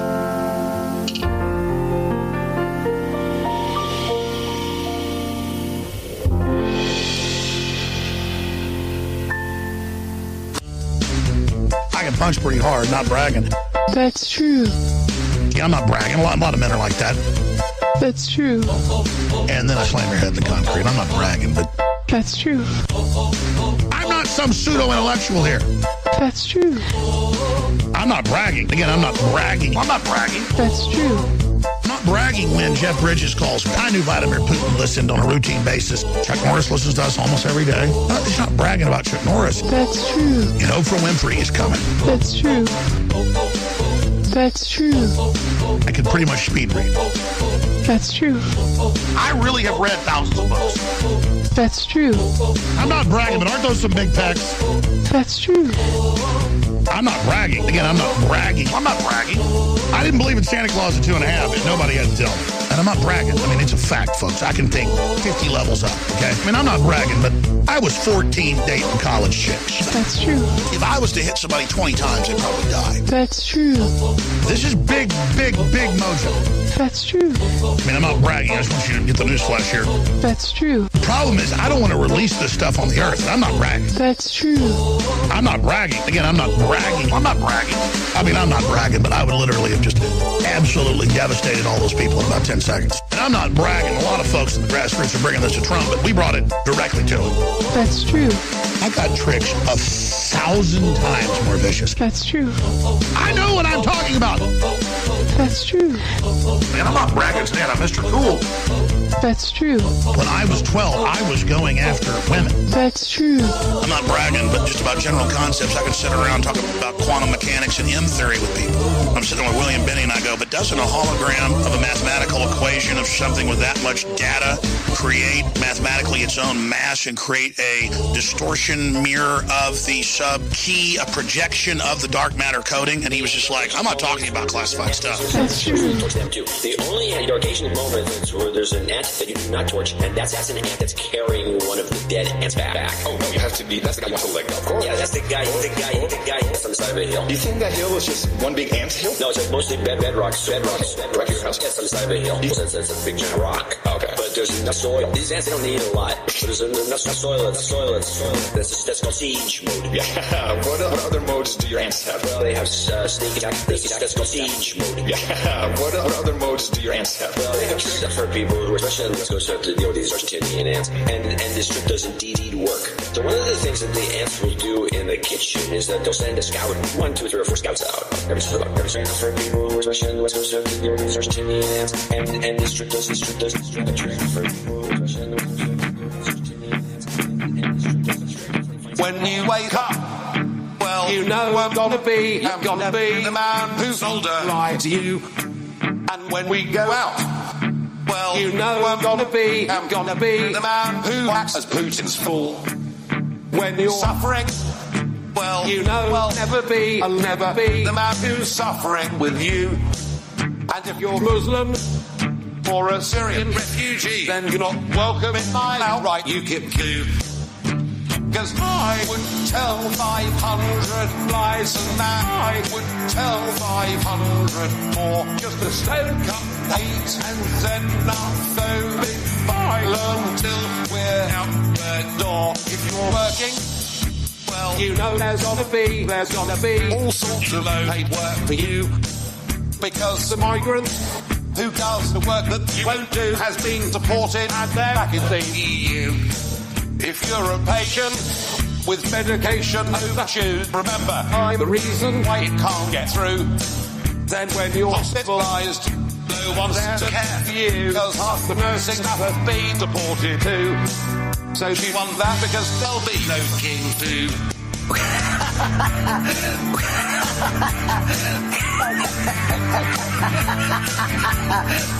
You know, it's one of the really sad things about all this. Hey, citizen. No. That's true. This is about American lives. This is not an elitist issue.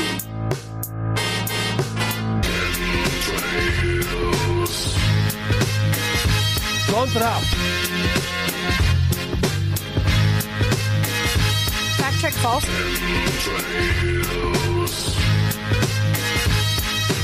Amen. Fist bump. Coincidence? I think not. Putin! Thanks, Obama.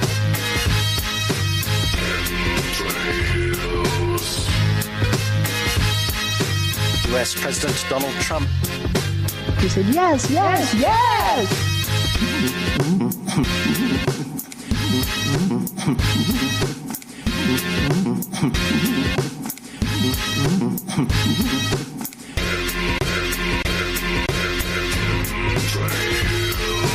I'm a douchebag! Yes. Yes. Now this is a battle to the death. That's true.